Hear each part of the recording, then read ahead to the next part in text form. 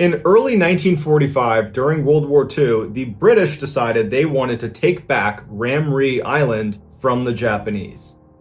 Ramree Island is a fairly large, totally flat island off the coast of Burma that was a great staging location to fly air campaigns onto the mainland. So it was a great air base. And the British had actually owned this island, but the Japanese had taken it back from them in 1942. And so here they are in 1945 looking to take it back. So on January 21st, 1945, British and Indian infantry stormed the beaches of Ramree to try to take it back. As soon as they land, they have all this naval artillery support just bombing the crap out of this airbase. It was just a matter of time before they overwhelmed the remaining Japanese. But the Japanese do not want to surrender, and instead they give up the airbase that they were on, so the British take that back, and the remaining 1,000 Japanese soldiers started retreating to the opposite end of the island, to where there was a much larger battalion of Japanese soldiers that they could meet up with. But the only issue with this particular retreat was they would have to go through 10 miles of mangrove swamp where there's poisonous spiders and insects and deep mud, making it almost impossible to move. But they're determined and they head off into the swamp. But what the Japanese were not ready for is what Ramree Island is famous for. A creature that makes poisonous snakes and spiders and insects look like child's play. And they were walking directly into its den. The British troops decided we're not going to go chasing them into the swamp. And instead what they did is they set up boats, blocking positions outside of the swamp. If any of the Japanese tried to escape, they would be there waiting. And so the only way the Japanese could get out of there would be to go to the absolute other end, 10 miles away, where their Japanese counterparts were. So that night, as the British are just kind of hanging out in their boats staring at the swamp, they start hearing screams coming from inside of this swamp, and it's Japanese soldiers. Then you hear gunfire and then silence. And then it would start all over again, all over this huge swamp. It was just screams, gunfire, silence, screams, gunfire, silence. And the British are watching this like, do we have troops in there? What's going on in there? What was going on in there is defined by the Guinness Book of World Records as the largest massacre of humans caused by animals.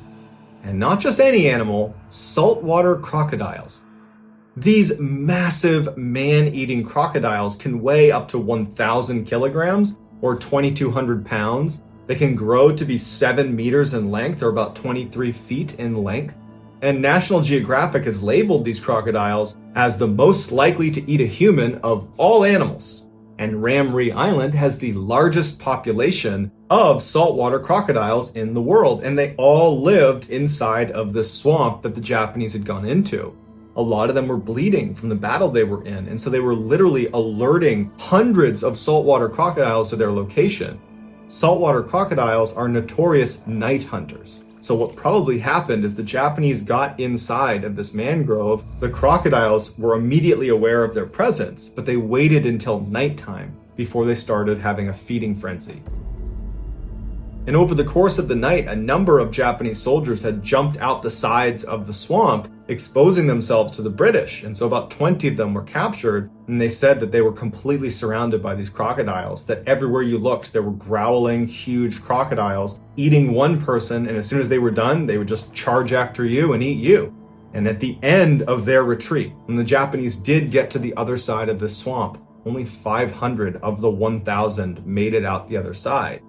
And so to this day, people stay far away from Ramree Island because there are so many of these man-eating saltwater crocodiles that have no issue ripping you to shreds.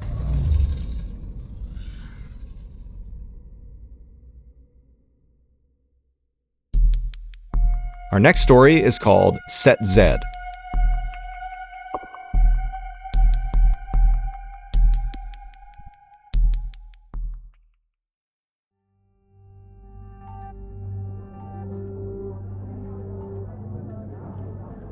On December 6, 1941, 20-year-old U.S. Navy sailor Clifford Olds met up with a couple of his shipmates at the Monkey Bar for a night out in Pearl Harbor, Hawaii.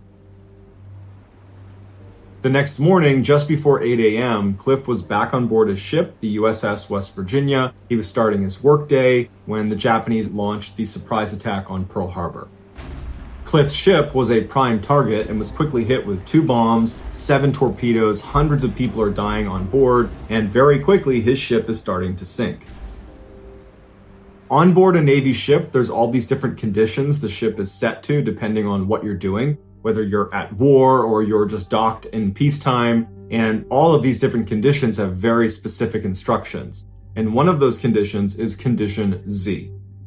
Better known as Setting Z, if the captain of a ship calls this out over the loudspeakers, every single hatch inside of that ship is shut and locked. If your ship is sinking and you say Set Z, you are sealing all of those compartments so no more water can flow into them, and you can maintain a little bit of buoyancy so you don't sink quite as fast. But if you set Z as your ship is sinking, especially if you're getting attacked and there's all these holes in your ship, there's a good chance when you seal those hatches, you're going to be sealing people inside of these rooms and they will not be able to get out again. So when that call comes out over the loudspeakers, Set Z, everybody knows to get the heck out of their compartments so that they do not get trapped inside of one of those rooms. On Cliff's ship, Set Z was called over the loudspeakers, and Cliff, along with Ron Endicott, who was 18, and Buddy Costin, who was 21, were at the bottom of the ship in the freshwater pump room, and when someone came by and shut and sealed their room, they did not see them in there. And so probably the 3 of them ran to the door and were banging on it and trying to get someone's attention, but in the chaos of the moment, that person on the other side of the door that could have opened it up again was now gone. Even though the Set Z procedure did prevent water from going into certain cabins on the West Virginia, it still would sink to the bottom of the ocean along with 17 other ships.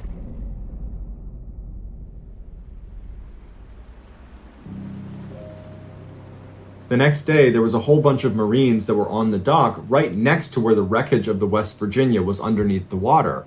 And as they're standing on the dock, they start hearing a banging sound.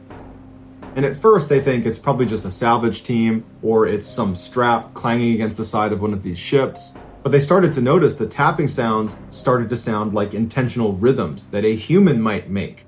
And it dawned on them that someone is trying to get our attention underwater. There are people trapped in the West Virginia. But when the Marines ran to their superiors and told them there are people trapped inside of the ship, we have to get them out, they broke the horrible news that there's nothing they could do for them. If they went down and began trying to cut a hole in the side of the ship so they could swim out, as soon as there's even a tiny little hole on the side of that ship, there's so much pressure that it would rush inside and fill that space almost immediately, and they wouldn't be able to cut a hole big enough, fast enough, and so cutting into the ship is going to kill them. Also, just lighting that torch presents a unique problem because there's so many chemicals in the water from all of the attacks that happened the day before, we run the risk of lighting a fire or lighting off an explosion that could take even more life. And because they were still months away from being able to raise the ship out of the water, which would save them, the decision was made that we're going to have to let them die.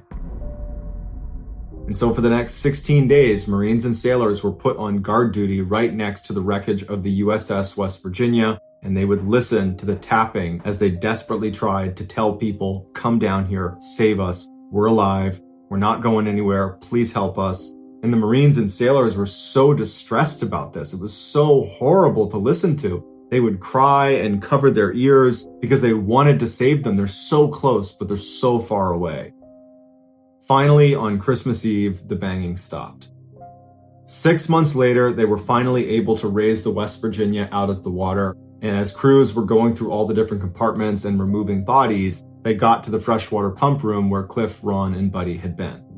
They open it up and they find 3 bodies, and they realize right away the torture these poor guys had gone through. Inside this airtight section was this locker full of food rations. They're also in the freshwater pump room, and so they just opened up the tank and they had all the fresh water they needed. But what they didn't have enough of was air. And so for 16 days, sitting in the dark at the bottom of the ocean, knowing they're not going to get out of here, they slowly suffocated. And we know they were alive for those 16 days because they had a calendar where they were marking off each of the days they were down there in red pen. This story was so distressing, the Navy decided not to share the information about what happened to those 3 to their families. It wasn't until years later the truth came out, but even today, on memorials and monuments commemorating what happened at Pearl Harbor, They are listed, Cliff, Buddy, and Ron are listed as killed in action on December 7th. On the morning of August 16th, 1942, a woman named Ida Ruby was riding her horse on a dirt path right near a beach just south of San Francisco, California. Now, during the week, Ida was a telephone operator, but it was a Sunday, so she had time off. And the way she liked to spend her time off was by riding her horse along the coastline and, looking out at the beautiful water and taking in the nature and all these unbelievable cliffs that went down to the water. I mean, this was a beautiful area. And every time Ida would go out and do this little ride around, she would bring binoculars with her. And so anytime she saw something of interest, she would stop and, use her binoculars to see what it was, like animals or things out over the water. And on this particular Sunday, Ida turned a corner, and as soon as she did, something caught her attention off to her right, out over the water. And so she stopped her horse and she turned, and she looked out, and the sea was very calm, and she could see way out just past the horizon was what looked like this black thing kind of hovering over the water. And instead of raising her binoculars right away, she just kind of squinted and looked off in the direction, and she quickly realized what it was. It was a blimp. Now, today, when we hear the word blimp, we very likely think of the Goodyear blimp that kind of sits over sporting events, with the big Goodyear logo stamped on the side of it. It's basically a big balloon with a gondola that sits underneath it for the person who's driving it and passengers. And that's actually exactly what Ida was seeing, a big oversized balloon with a gondola underneath it. But this was not a Goodyear blimp, it was a military blimp. Because this was 1942, right in the middle of World War II. And 9 months earlier, the United States had joined World War II after the Japanese had bombed Pearl Harbor. And ever since then, Japanese submarines had been lurking off the coast of California, kind of all across the West Coast, out in the Pacific Ocean, and occasionally they would send torpedoes out and bomb the US mainland. And so the United States responded to this by launching this fleet of blimps that basically were able to get really low to the water, that could move really slowly, and they would basically fly all along the Pacific coastline looking for Japanese submarines. They could literally go down, and from their gondola, they could look down and actually see submarines and mark them for bombing runs or, scare them off. And so Ida, like anybody else who was living on the west coast of the United States at the time, was aware that there were blimps out over the ocean, but it was still a fairly uncommon sight. And so because of that, Ida was sort of intrigued, and so she raised her binoculars, and she focused on this blimp, and she would see something that was so strange that even 80 years later, nobody can fully explain it. But to really understand why what she saw was so weird, we need to back up about 5 hours on the same day to about 6 a.m. at a military base just north of where Ida was seeing this blimp. And so at 6 a.m. at this military base, that particular blimp that Ida would later see was at this military base on the ground, and some Navy pilots and mechanics were preparing the blimp for a routine mission out over the San Francisco Bay to look for Japanese submarines. The intended path this blimp was going to take on this day was it would leave the base and the pilot would take it over the famous Golden Gate Bridge, and then it would travel 28 miles to the west to the Farallon Islands. And then from there, the pilot would go 20 miles to the north to a peninsula called Point Reyes, and then from there, the pilot would head south along the coastline all the way back to base. This whole mission profile was scheduled to take about 4 hours. The pilots for this mission were going to be a 27-year-old Navy lieutenant named Ernest Cody and a 34-year-old officer named Charles Adams. And both of them were very experienced blimp pilots. They had done missions like this many times before. This was going to be a very routine mission for them. And then also, in addition to those two pilots, there would be a Navy mechanic who would join the two pilots in case there was any malfunctions with the blimp during the mission. And so everything was going to plan with this blimp that morning. There was nothing unusual about this mission. But right as the two pilots and the mechanic were literally getting inside of the gondola to begin this mission, Lieutenant Cody looked down at the control panel inside the blimp, and he noticed the blimp was way heavier than it should have been. Now, you have to understand that the level of rigor that went into preparing these blimps for flight was really intense. I mean, they were weighing every little thing that was put inside of this blimp because it was a really important part of flying these blimps, understanding how heavy it was. And so for this to be too heavy just made no sense. And so at first, Cody and Adams began tapping on the control panel, thinking maybe the panel itself was malfunctioning, and if they hit it hard enough, the little ticker would go back to a normal weight. But despite, hitting the panel, it still showed it was too heavy. And so they flagged over the mechanic who was going to be joining them on the flight anyways. And the mechanic looked and kind of thought for a second and then realized, that day it had been very foggy. And so it was totally possible that all this extra moisture in the air had stuck to the surface of the balloon. And so collectively that had added quite a bit of weight. I mean, this is a massive balloon, a lot of surface area, a lot of water. Now, this was not some crisis. At worst, this was an inconvenience. Basically, they had to wait until this moisture kind of burned off once the sun came out, and then they could fly the blimp. But Cody and Adams, they just didn't feel like waiting. This mission was so routine, so simple, they'd done it so many times. And so Lieutenant Cody and Officer Adams decided that the easiest and fastest solution to this problem was simply to tell the mechanic who was going to come with them on this mission to not come with them. Without his weight inside of the gondola, even with this extra moisture in the blimp, it wouldn't matter. The blimp would still be light enough to fly with just the two pilots on board. The mechanic didn't care, so he hopped off, and then Lieutenant Cody and Officer Adams took their seats inside the gondola, and sure enough, when they looked at the control panel, the blimp was ready to go. It was light enough.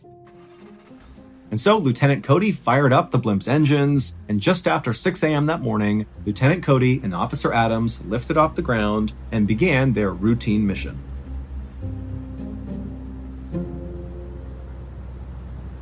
About an hour and a half later, at 7:38 a.m., Lieutenant Cody radioed back to air control, saying that so far the patrol had been totally routine, everything was going smoothly, they hadn't seen any Japanese submarines or anything out of the ordinary. And also, Lieutenant Cody said they were positioned just east of the Farallon Islands, which meant they were exactly on course, and really everything did seem to be going exactly to plan. But 4 minutes later, Lieutenant Cody radioed back again to air control, and he said they had just spotted an oil slick down on the water. So basically, picture from their perspective, they saw that gleaming oil sitting on top of the ocean. And so at the time, this often signaled that below the surface of the water, under this oil slick, was a submarine. So this is like a telltale sign that the Japanese could be right here. So Lieutenant Cody and Officer Adams told air control that they were going to descend in the blimp down to the water and fully investigate this oil slick, and then they'd report back. This last transmission happened at 7:50 a.m.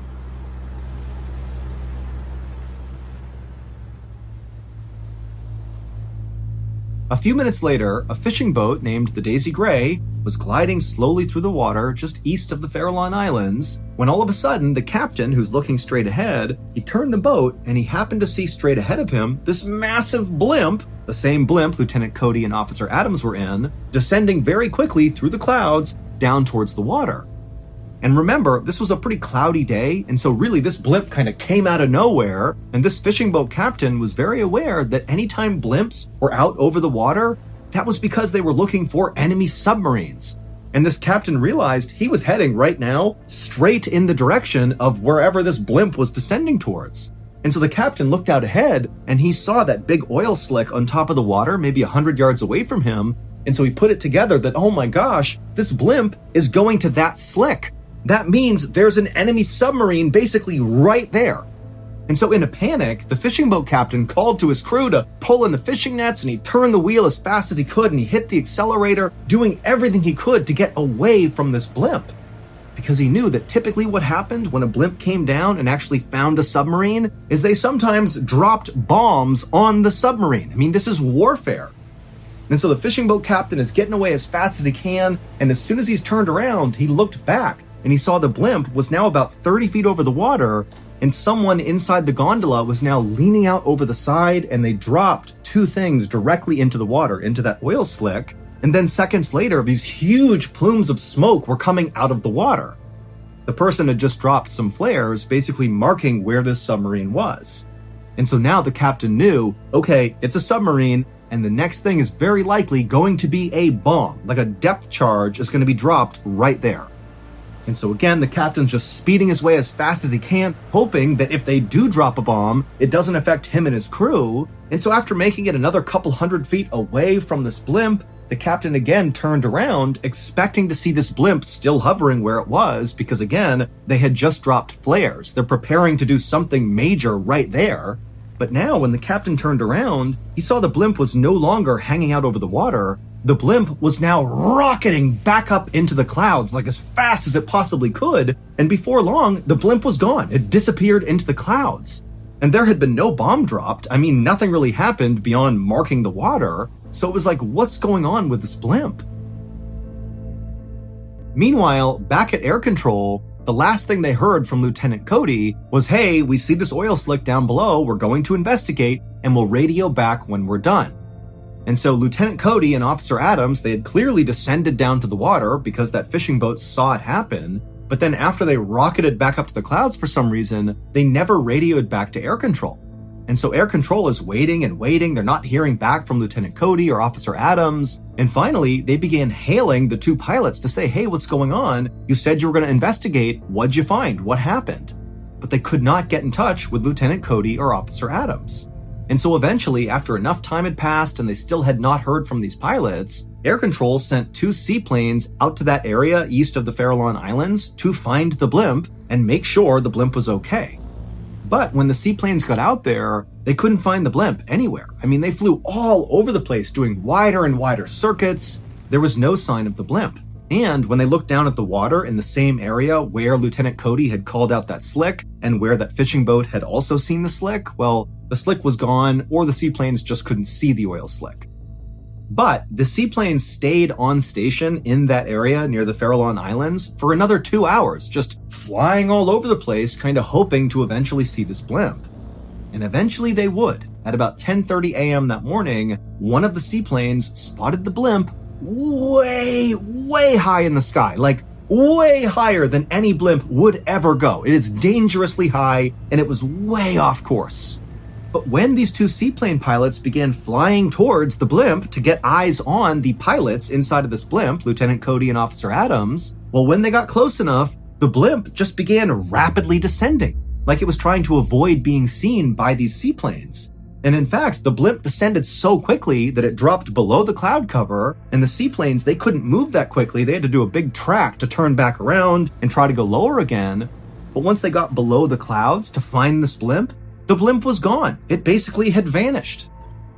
And so the seaplane pilots called back to air control, and they're like, I don't know what's going on with this blimp, but it's way off course. It was way up in the sky. Now it's somewhere down below, but we can't find it. We got to get in touch with Lieutenant Cody and Officer Adams. There's obviously something wrong. But air control would try over and over again to get in touch with these pilots, but neither Cody nor Adams ever responded. They had just gone totally radio silent.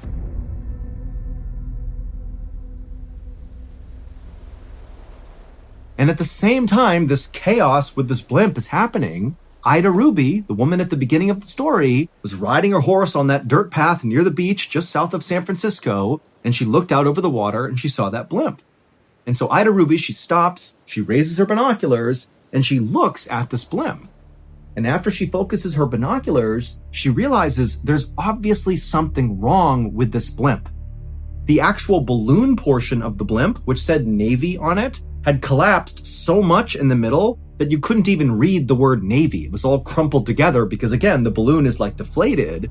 And also she saw that this blimp appeared to just be kind of listing as if the wind was blowing it and it was not being directed by the pilots inside. And this blimp appeared to be getting blown directly towards Ida. And so she lowered her binoculars and she looked out with her naked eye, and sure enough, this crumpled up blimp that was still afloat but clearly was not doing too well was getting closer and closer and closer to her.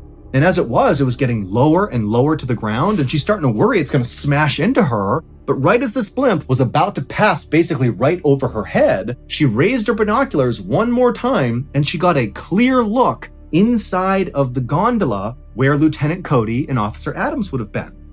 Now, Ida Ruby has no idea who's supposed to be inside of this blimp and who isn't, or even what they're doing, but she definitely recalled exactly what she saw inside of that gondola, and that's the thing that has troubled everybody for so many years. Because what she saw was 3 people inside of that gondola. And if you recall, that gondola only ever contained 2 people. It was Lieutenant Cody and Officer Adams. But now Ida Ruby is looking up, and clear as day, there are 3 people in that gondola. Even though at no point was there 3 people. It didn't leave with 3. It didn't come down and take more people on board. It made no sense that there were 3 people inside of that gondola. Again, Ida Ruby wouldn't have known that, but when that information got passed, this was like, how could that be? And so after seeing the 3 men inside of this blimp, Ida lowered her binoculars and watched in horror as this deflated blimp drifted just above her, like practically arm's length above her, and careened over the cliffs behind her and smashed into the ground. And then seconds later, Ida began hearing sirens going off in Daly City, which was located right behind her. That was the nearest town. And so as the blimp came in for a crash landing in Daly City, it scraped across a couple of residential rooftops and hit a couple power lines before kind of coming to a stop in the middle of the street. Now, the blimp didn't explode or catch on fire or anything. It just kind of crumpled to the ground and nobody got out of it. It just kind of stopped and it was there right in the middle of the street. And very quickly, first responders rushed to this blimp because there have been so many reports of this deflated blimp looking like it was about to crash. And so they had been tracking it, and here it was. And so they ran up to this blimp. But at some point, one of the first responders ran up to the gondola itself where the door was slightly open, and they opened it up, hoping to find there would be some survivors inside. But when he looked inside of this relatively small space, there was nobody in there. And there was no sign that anybody had been in there. There was no blood or anything. It was just an empty gondola. But remember, minutes before, not even, Ida Ruby had clearly seen 3 people inside of that gondola. So to go from 3 people to none in the space of a couple hundred feet as everybody's watching this thing come into crash land in Daly City, where could they have gone? And even weirder was when they looked inside of the gondola, they discovered that basically everything was functioning perfectly fine. It was unclear how it became deflated because, again, all the controls inside of this thing were working just fine. And also, the parachutes were still inside of this gondola. If you're going to jump out, you need a parachute, but they were in here. And also the life raft, it was still inside of the gondola. It was like there was nothing wrong with the blimp. And so this whole situation made no sense.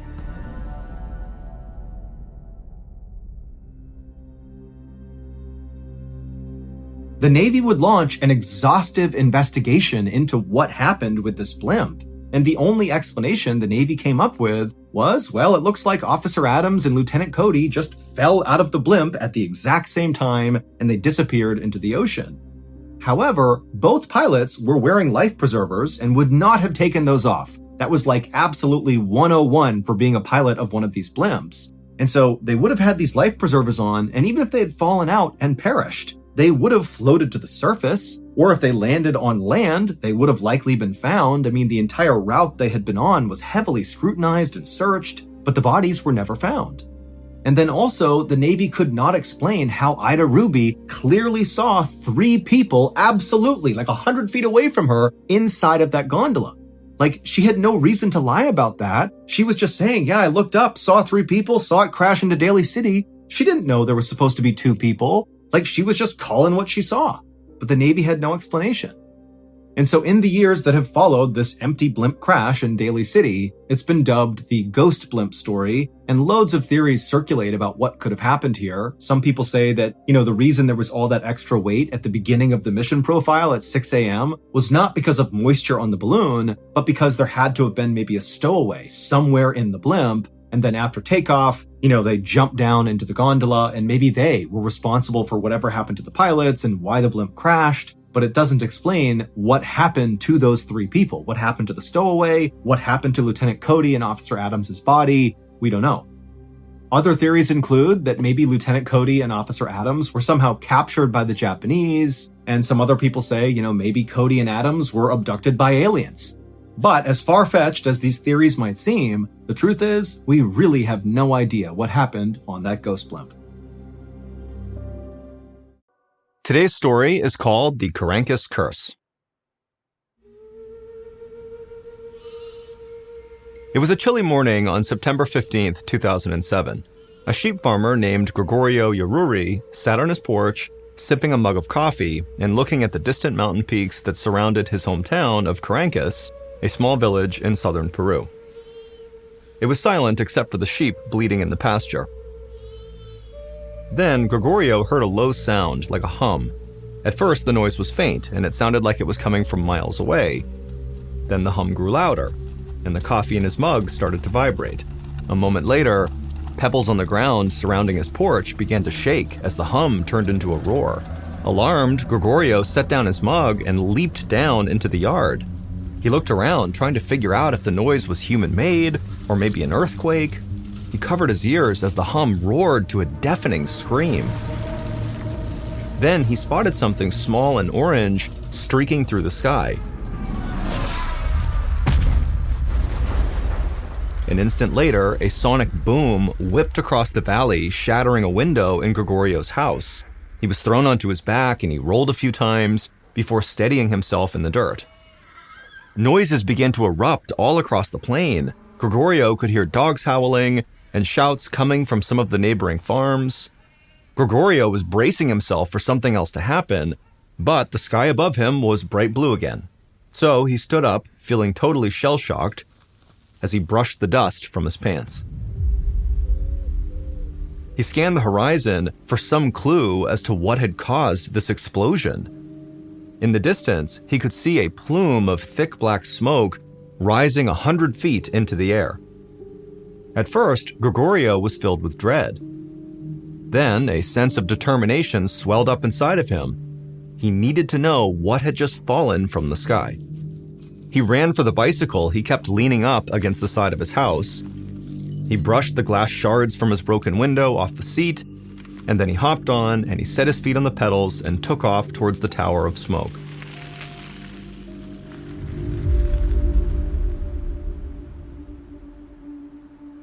As Gregorio neared the site of impact, the smell of rotten eggs stung the inside of his nostrils. He pulled over just long enough to grab his bandana out of his back pocket and tie it around his face to block the smell. About 100 feet from the tower of smoke, he noticed red dust covering the ground. The closer he got, the thicker the blanket of dust seemed to be. When he finally reached the base of the smoke plume, he rubbed the dust with his feet. It appeared to be clay that had been kicked up by the crash. The smoke was so thick, he still couldn't tell what had impacted the ground. But whatever it was, it had created what appeared to be a huge crater in the ground. The column of smoke was emerging from a hole about 50 feet across. It really looked like someone had just detonated a bomb there. A few minutes later, the smoke started thinning out, and Gregorio could finally see into this crater. He walked up to the edge, and his eyes widened from a combination of fear and wonder. The crater was filled with a dark green liquid. The liquid had a consistency somewhere between maybe water and sludge, and it was bubbling as if it was simmering. Gregorio pinched his nose through the bandana. The egg smell coming off of this crater was so strong that he felt sick to his stomach. He walked around the perimeter of the crater, kicking at the shards of clay and jagged rock that littered the ground. It looked like someone had smashed a huge vase to pieces. Gregorio scanned the horizon. It seemed like he was the only person who'd come to investigate this plume of smoke.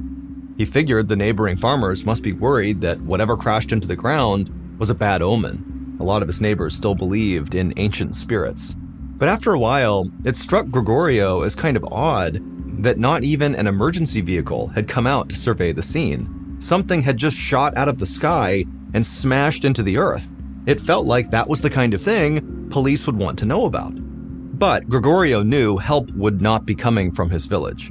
Only about 250 people lived in Caracas, so it didn't have its own police force. The authorities were located in the nearby town of Desaguadero, which was about 7 miles up the road. Gregorio wasn't sure if the folks in Desaguadero would be able to see the smoke plume from there.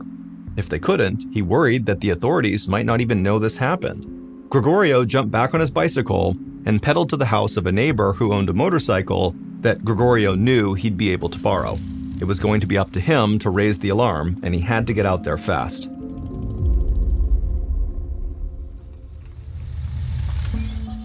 About 20 minutes later, Gregorio parked his borrowed motorcycle in front of the police station in Desaguadero and then walked inside. He was greeted by a tired-looking receptionist with the phone pressed to her ear. It seemed like she'd been talking to people for hours. 3 deputies were talking loudly about an airstrike.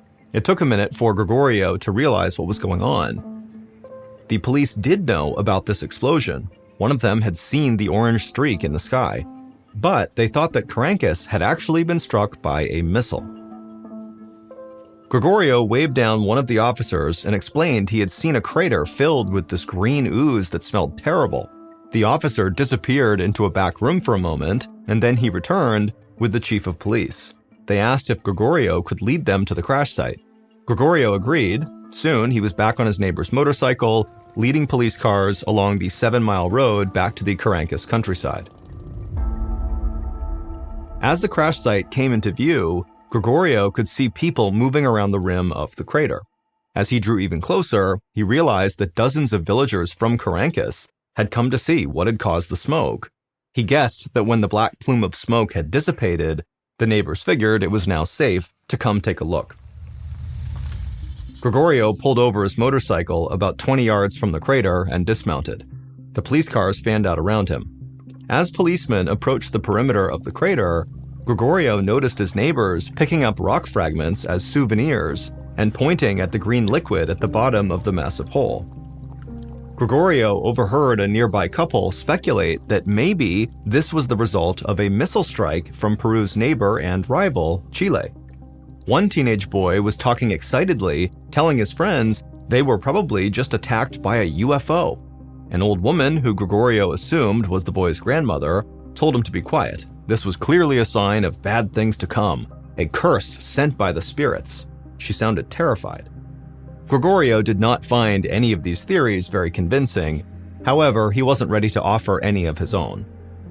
But the strange explosion had him just as curious as his neighbors. He picked up a shard of deep red rock near his feet and slipped it into his coat pocket, just as another car pulled onto the scene. Gregorio recognized the mayor of Karankis, Maximiliano Trujillo. Mayor Trujillo stepped out of the back seat, squinting in the sunlight. The mayor walked toward the crater, looking stunned. He stopped right next to Gregorio and asked what happened. Gregorio just shrugged, still in disbelief. Straight ahead of them, a pile of black rocks were smoking at the edge of the crater. The mayor's eyes widened when he saw them, and he began walking toward the crater to get a better look. By late afternoon, hundreds of people had gathered at the crash site. Gregorio stood near the front of the crowd, hoping that if he stuck around long enough, the police might announce what had caused this explosion. As the sun started to set, the smell of rotten eggs returned. It was faint, but pungent. Gregorio's eyes began to water. He pulled his bandana back up over his face, but that didn't work anymore. The smell was giving him a headache. A few minutes later, a short woman standing near Gregorio leaned over and began vomiting, and she wasn't the only one. People all around the crater were starting to get sick. Between the rotten smell coming off the green sludge and now the vomit, the air around the crater was now so thick that Gregorio thought he might faint. He fought his way through the crowd back to his motorcycle and sped off towards home, sucking in the fresh air as he went. When he walked through his front door, his phone was ringing. It was his son, who had moved about 6 hours away for a job after he had graduated school.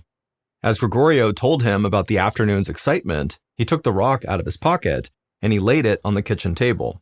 He began to describe its deep red color, but his son cut him off. He begged Gregorio not to touch it. If Karankis was attacked by a missile, then this red rock could very likely be radioactive.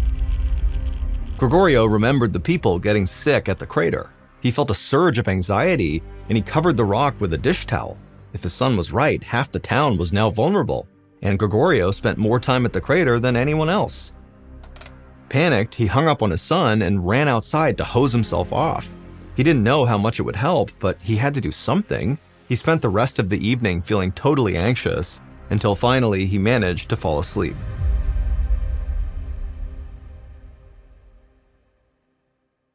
The next morning, Gregorio woke up with the sun as usual.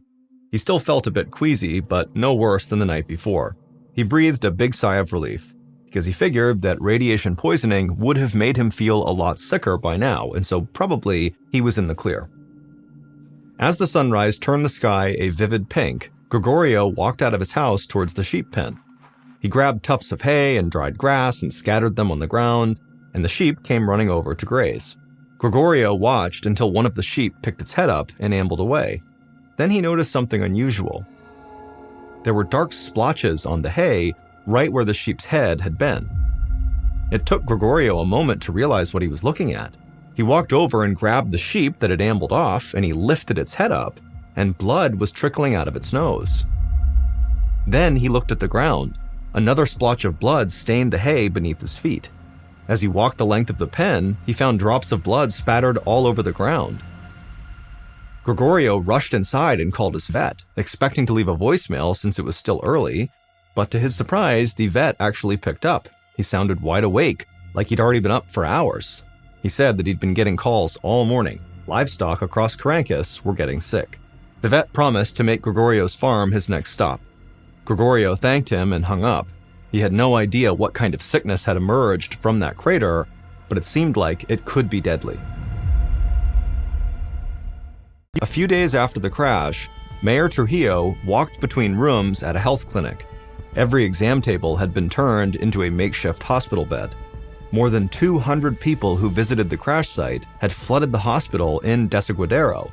They were all sick with migraine headaches, and they were vomiting. The hospital got so overwhelmed with patients, they diverted people to smaller health clinics throughout the city, which were now acting as satellite operations. Mayor Trujillo had called the Red Cross to help administer care in these satellite clinics, but now even the clinics were completely full. The smell inside the packed clinic was terrible. People were retching and crying. To the mayor, it felt like he was walking through a war zone. Thankfully, he'd received confirmation that morning from the authorities in Lima, the capital of Peru, that Caracas had not been attacked by a missile.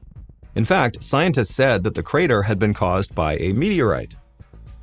Mayor Trujillo was relieved that they were not under attack, but a mystery remained. Nobody knew why people were now getting sick. Meteorites had never been known to have that kind of effect. Specialists were flying out from Lima to investigate further. Mayor Trujillo moved through the crowd of patients in the waiting room, trying his best to reassure them. He stopped by a Red Cross doctor who was tending to a small elderly woman on a folding chair. The mayor greeted the old woman and then thanked the doctor for traveling all this way to Desaguadero. The doctor stood upright, looking tired but hopeful. He explained that all the patients' blood work was coming back normal. He didn't know why they were sick, but judging from their symptoms, he said everyone should make a full recovery in a few days. Trujillo smiled with relief, but the old woman hissed and called the doctor a liar. Many of the patients around her nodded in agreement, eyeing the doctor like he was in on some big conspiracy. He heard them muttering about evil spirits causing this disaster. Trujillo knew that many villagers believed the meteorite was a curse from the ancient spirits, and because of that, many had refused to listen to the Red Cross doctors and aid workers. To Trujillo, this was the problem with people of the Caracas region. Outsiders never came to the area, so many of the villagers didn't trust them. Trujillo knew that Caracas was not cursed. He just needed to find a way to get his people to listen. Then an idea struck. Maybe he could get them to believe the science with the help of someone who could appease the spirits. Trujillo left the health clinic, climbed into his car, and drove the 7 miles to Caracas. The small village, nestled in the shadows of snow-capped mountains, was eerily quiet and deserted.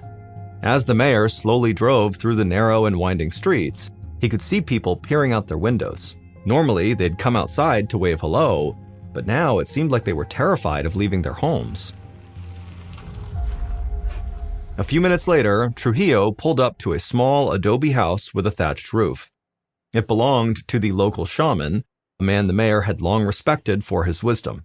Everybody in town trusted the shaman, and Trujillo hoped he could bring some calm to the community.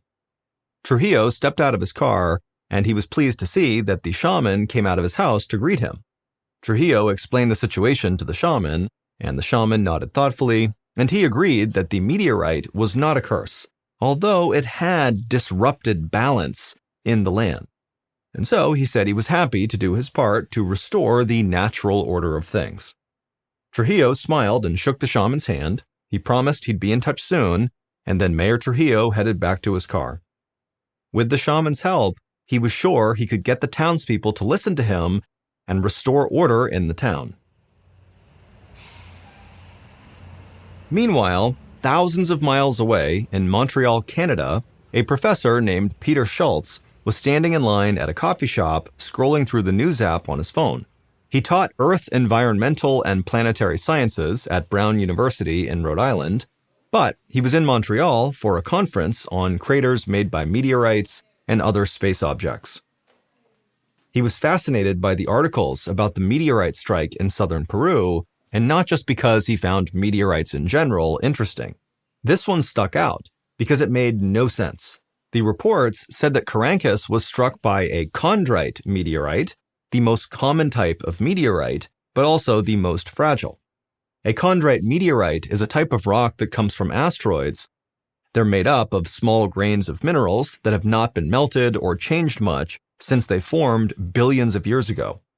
Chondrites are so porous that they crack and burn up in Earth's atmosphere before they can hit the ground. To Peter, it seemed impossible that one of these chondrite meteorites could hit the Earth with enough force to create this massive crater. Stranger still, he had read that more than 200 people who visited the crash site had ended up in the hospital. Meteorites should not be making people sick. Peter thought there had to be more to the story than met the eye. Peter turned his phone to silent and spent the rest of the afternoon in back-to-back lectures at his conference. He finally left around dusk. As he walked to dinner, he noticed his voicemail was full of inquiries from different reporters and news outlets, hoping for a comment from him on how a meteorite could cause such a widespread sickness. But Peter had to tell these reporters the truth. He did not have answers, but he wanted to get them, and the only way to do it was to head to Peru and see the crater for himself. A few days later, Mayor Trujillo stood in the very crowded community center in Desaguadero. He had needed a huge space to hold this town hall meeting, and Carancas didn't really have a building that could accommodate this size crowd. Even this community center was packed with almost every single person from Carancas in attendance. The mayor shivered, but not because he was cold. He knew that the government scientists had discovered something that would have a profound impact on everyone in this area, and not just for those who had gotten sick at the crater. As Trujillo stood there waiting, he spotted Gregorio Yaruri sitting in the back. He was grateful to him for his role in alerting the authorities, and was happy to see that Gregorio looked healthy. In fact, most of the locals who'd gotten sick were starting to feel better. But Trujillo knew if they didn't listen to the scientists, then things could get worse again. Trujillo had invited two guests to this meeting. One was the local shaman, and the other was a geologist named Luisa Macedo. She was one of the scientists flown in by the government. The mayor made his way to the front of the crowd and called for silence. He had to choose his words carefully to avoid panicking those who believed that Carancas was actually cursed. He cleared his throat and announced that, yes, something had fallen from the sky, but it had been a meteorite from outer space. Before anyone could argue with him, he called the shaman over to join him and asked if he could prepare a sacrifice. It needed to be something that would appease the spirits in case they were the ones who sent the meteorite crashing to Earth. The shaman nodded. He told the crowd that they had rightfully sensed that the meteorite had unbalanced the land, but he reassured them that the correct sacrifice would help appease any unhappy spirits. He promised he would sacrifice a llama fetus at the crater as soon as possible, which should be enough to restore harmony to the area. Several of the older women present smiled, but Mayor Trujillo was still tense. Now came the hard part, getting them to accept the scientists' findings without panicking. He introduced Luisa, the government geologist. The hall erupted in whispers. Trujillo told the villagers to calm down, that Luisa was from southern Peru just like they were. That's why he'd asked her to speak. Everyone seemed to accept this, since a regional scientist seemed a little more trustworthy. The crowd settled down a bit, and then Luisa smiled and she held up a large cardboard chart she'd made showing data on the local water table. Trujillo held his breath, worried she was making things more complicated. Instead, the crowd pushed in to get a better look at what she had. Luisa explained that she and her team weren't totally sure what was making so many people and livestock sick, but they had a strong theory. The day that she and her team had arrived in town, They'd gone to the crash site and collected samples from different parts of the area. They also tested the groundwater at the bottom of the crater. Mayor Trujillo saw Luisa hesitate for a moment and then continue. She said that her team found that the water contained dangerous levels of arsenic, a deadly poison. The crowd erupted in murmurs of alarm. As Trujillo looked around the room, he wasn't surprised by everyone's reaction. When he first heard Luisa's theory, he'd been stunned too. But he needed the crowd to listen. Their lives depended on what Luisa had to say. Trujillo raised his hands and called for order, and after a few seconds, the townspeople did quiet down, and he told them to continue to listen to Luisa. Luisa nodded and then explained that when the meteorite hit Caracas, the shockwave caused the groundwater to heat up and vaporize. This caused the air to fill with a fine mist of arsenic vapor. Everyone who had gone to see the crater got sick because they had inhaled that vapor. After hearing what she had to say, the crowd became agitated again and started shouting questions. Mayor Trujillo saw Gregorio in the back, trying to be heard, and so Trujillo demanded everyone be quiet, and he pointed at Gregorio and asked him to speak. Gregorio, the sheep farmer, stood up and politely asked Luisa if that meant their drinking water was contaminated too. Luisa stayed silent for a moment. Trujillo could tell she was carefully thinking about what to say next. Finally, she nodded and said that although they did need to do more testing, it was very likely. In fact, most likely, their water supply had been contaminated for years, making the people less healthy and more vulnerable to deadly diseases like cancer, heart disease, and diabetes. And so until they knew for sure, Luisa advised the crowd to just drink bottled water. Gregorio was alarmed by what he heard, but he thanked her and sat down. Everyone else seemed totally stunned into silence by Luisa's explanation. First the meteor hit, making people sick. Now they learned their water was contaminated all along. Trujillo knew it was frightening, but at least they knew what they were dealing with. After answering more questions, Luisa wrapped up her remarks and walked off the stage. But as she headed toward him, Mayor Trujillo noticed that the scientist looked anxious. He pulled her aside and asked if everything was okay. Luisa shook her head and told him that something still didn't make sense. She was confident that the sickness had been caused by arsenic gas from the meteorite impact, but she had not actually proven that. No scientists had detected arsenic in the air around the crater. That was a theory. In fact, she didn't understand how the meteorite could have gotten hot enough to create this toxic arsenic vapor. Luisa explained that meteorites are usually freezing when they impact Earth, even though they may look like they're on fire. That's because space is extremely cold, with an average temperature of negative 454 degrees Fahrenheit. The friction caused by entering Earth's atmosphere would have heated it up a little bit, but not enough to boil water and turn it into a mist. Mayor Trujillo frowned. He now realized that even Luisa wasn't sure that her arsenic theory was right. And if she was wrong, then something else had made his people sick. Trujillo was troubled. But he had a more immediate challenge, making sure the local drinking water was safe. It was up to the scientists to figure out whether arsenic vapor or something else had caused the mass sickness. Until they figured it out, Trujillo knew he would not sleep well.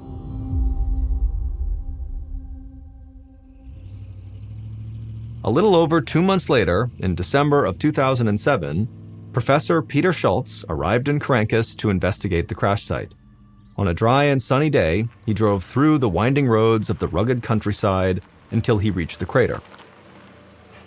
Even though the rainy season had nearly filled it with water, he was struck by how massive it was. Peter had heard about Luisa Macedo's discovery of arsenic in the water. There was no debate that there was arsenic in the water itself, but so far, nobody had been able to explain how, or even if, arsenic got into the air. Until that was proven, there was still the possibility that some other chemical from the meteorite's impact had made everyone sick. If that was the case, the people of Caracas could still be in danger. Peter was determined to find the answer and make sure these people were safe. And over the next few weeks, he was able to slowly form a theory that connected all the dots. Usually, when chondrite meteorites shoot through the Earth's atmosphere, Their fragile makeup causes them to shatter into hundreds of tiny pieces, which turn to ash long before they ever reach the Earth's surface. And that's what should have happened with this meteorite. Peter concluded that the Carancas meteorite survived its passage through the atmosphere because of its high speed and shallow entry angle. He believed that these factors, along with the heat from the Earth's atmosphere, caused the outer layers of the meteorite to melt and fuse back together. That made it dense enough to make it through the atmosphere, where it became superheated and unleashed the arsenic vapor once it hit the ground. All this meant that the people of Carancas were safe. It was the meteorite and not some other unidentified danger that heated up the arsenic-laced water and turned it into vapor. Thankfully, the damage caused by the meteorite's impact was not permanent. All the people who'd gotten sick, including Gregorio Yaruri, made a full recovery, and so did all the animals. Thanks to the research of Luisa Macedo and the other scientists, arsenic was detected in the drinking water, and nonprofit organizations have installed measures to make it safer. Even though the water is cleaner and the arsenic gas is long gone, the people of Carancas will always remember when, in a way, they were attacked by a UFO. On June 7, 2007, 48-year-old Bob Eidman sat at his desk across from a client at the small auto insurance company he owned in St. Charles, Missouri, a suburb of St. Louis. Bob and his client talked like they were old friends. That was how Bob was with all of his clients. Part of the reason for this was that Bob just loved talking to people. But he also knew that a lot of his clients came to him when they had no other option. And they were often stressed out about making car insurance payments, so he tried hard to put them at ease. Bob went out of his way to work with people who had bad credit, or a history of traffic violations, or maybe who had gotten a DUI. These were people who desperately needed auto insurance because without it they couldn't drive, but they simply couldn't get insured by larger companies. Bob was well aware of this and made sure he never ever took advantage of these people's desperation. Instead, he offered affordable rates, accepted cash payments, and worked with clients to come up with insurance plans that they could actually handle. And so because of this, Bob had gotten a reputation in town as being as much a benefactor as he was a businessman. In the office, Bob's client handed him an envelope of cash to cover her payment for the month. They talked a bit longer, and then the client left. Once the door was closed, Bob marked the payment in his books, opened a desk drawer where he kept his cash hidden, and tucked the money inside. After that, he looked down at his phone and realized it was later than he thought. So he quickly grabbed a stack of business cards off his desk, slipped them in his pocket, and walked out. Bob's office was on the second floor of a strip mall.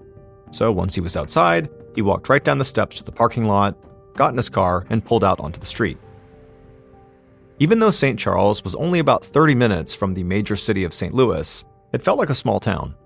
This was a place where a lot of residents kept their doors unlocked and even left their keys in their cars.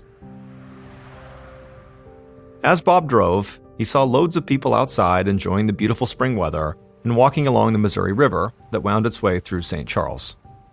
Bob was a member of the St. Charles Chamber of Commerce, so he loved seeing people taking advantage of the natural beauty the town had to offer.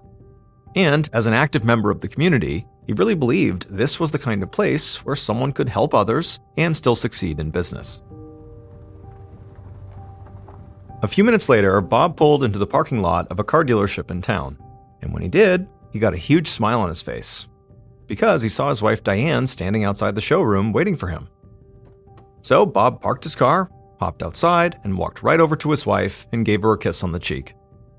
The two had been married for 28 years, but they'd only started working together about a year ago when Bob opened up his insurance business. And people who knew them thought they complemented each other perfectly. Bob was this big guy with messy gray hair who loved to talk, while Diane looked and acted like a total professional. And even though they went about things differently, they shared a drive and an appreciation for hard work. In fact, Diane had a full-time job at a hospital, but she still managed to carve out a few hours almost every day to help her husband in his office or to do some marketing for the insurance company, which is actually why they were there at the car dealership. Bob handed Diane half of the business cards he'd brought, and then the two of them split up and began talking to everyone at the dealership who might be looking for a new car. This was one of the ways they marketed Bob's company and found new clients. The two of them spent the rest of the day handing out cards and talking to people. By the time they were finished, they were worn out, but they felt like they'd put in a good, honest day of work. That night, back at home, Bob stayed up and brainstormed more possible marketing ideas, while Diane went to bed early. She had to be up and out of the house by 5 a.m. the next day to make her shift at the hospital. Bob knew how hard it had been for Diane, working basically non-stop across multiple jobs, but he told himself this would all be worth it. The risk he had taken by opening up his own business would eventually pay off, he knew it. Then he'd be able to give Diane a happier, easier life. At 10 a.m. the following day, June 8th, Bob walked into his office, went to his desk, and got right to work, going over his financial statements and planning client meetings. And he'd been working for about an hour when he heard the office door open. So he stopped what he was doing, and he looked up from his desk.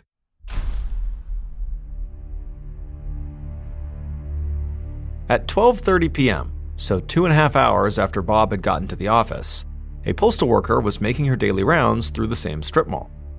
She delivered mail to all the businesses on the first floor and then headed upstairs to drop a package off for Bob. She opened Bob's door, said hello as she walked in, and then stopped cold right inside the doorway. She began to scream, dropped the package on the ground, and ran back down the stairs, yelling for help. People began coming out of their shops and offices to see what was going on.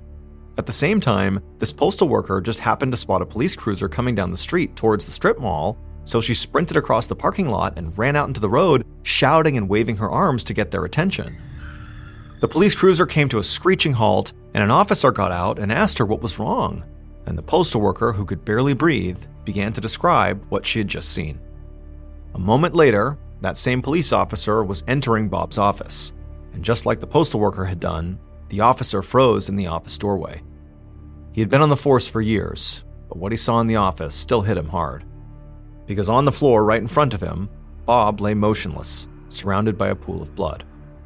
The officer quickly pulled himself together, ran across the office, and crouched down over Bob's body. He checked for a pulse, but it was clear Bob was dead. Not long after the officer contacted the station to report the death, Detective Donald Stepp of the St. Charles Police and his superior, Captain Pat McCarrick, arrived at the scene. These were two of the most experienced investigators on the force, but even they had not had to deal with many homicides in St. Charles. Because, at the time, the city had a far lower murder rate than the state of Missouri and the country as a whole. Detective Stepp and Captain McCarrick did a walkthrough of the office, and then they examined Bob's body. They saw multiple bullet wounds, but one of the shots looked like it had just grazed Bob. Stepp and McCarrick also found spent shell casings and also live rounds from a 9mm handgun spread out at different spots across the floor. Because of these live rounds on the floor, which are just unshot bullets, so intact, full live rounds, the investigators thought the killer's weapon might have jammed at some point, and so maybe in an attempt to clear the jam, they had ejected these live rounds onto the ground. Or perhaps the killer might have just been an inexperienced shooter and sort of unintentionally ejected these live rounds without shooting them. The investigators dug through Bob's desk, and they noticed there was no sign of a wallet or any form of ID. They checked Bob's pockets and didn't find a wallet there either, so they thought maybe this had been a robbery. But not long after that, they discovered the money in Bob's cash drawer. They didn't know why a robber would have taken Bob's wallet and left all this cash behind. But maybe there was a chance that the killer was not only an inexperienced shooter, but also an inexperienced thief. Soon, the investigators were joined by members of the county forensic team. Forensics officers examined and collected the shell casings as well as the live rounds. They dusted for prints and did a thorough search of Bob's body and clothes for possible DNA samples.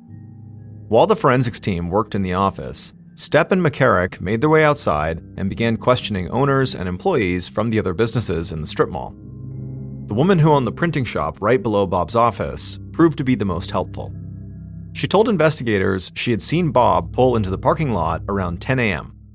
And at about 11, she said she'd heard loud banging coming from upstairs in Bob's office. She said that she figured Bob was just moving file cabinets around or something, and as a joke, she'd even yelled up to him from her office, "Hey Bob, keep the noise down." But now that she knew what had really happened to Bob, she wished at the time she heard those noises, she had gone upstairs to check on him. The investigators asked her if she could think of anyone who might have had an issue with Bob, but the woman said no, Bob was one of the most likable people she knew, and she figured everyone the police would talk to would say the same thing, because that's just who Bob was. A few minutes later, as the investigators walked out of the print shop, Detective Stepp scanned the strip mall, and the front door of a Mexican restaurant caught his attention. Positioned right above the restaurant door was a security camera that pointed out towards the parking lot and the street. So the investigators went inside the restaurant and asked the owner if they could have his surveillance footage from that morning and also the night before. The owner said of course, and handed over the footage. By the time the investigators had spoken to everyone in the strip mall, it was about 3 p.m. Around that time, Stepp and McCarrick headed towards the stairs to rejoin the forensics team inside of Bob's office. But as they were walking, they heard an officer shouting their names from the parking lot.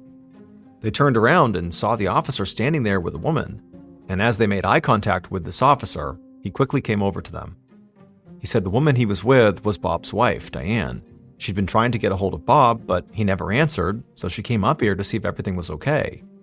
He said Diane obviously knew something was going on here because of the police presence, but she didn't actually know what had happened to Bob.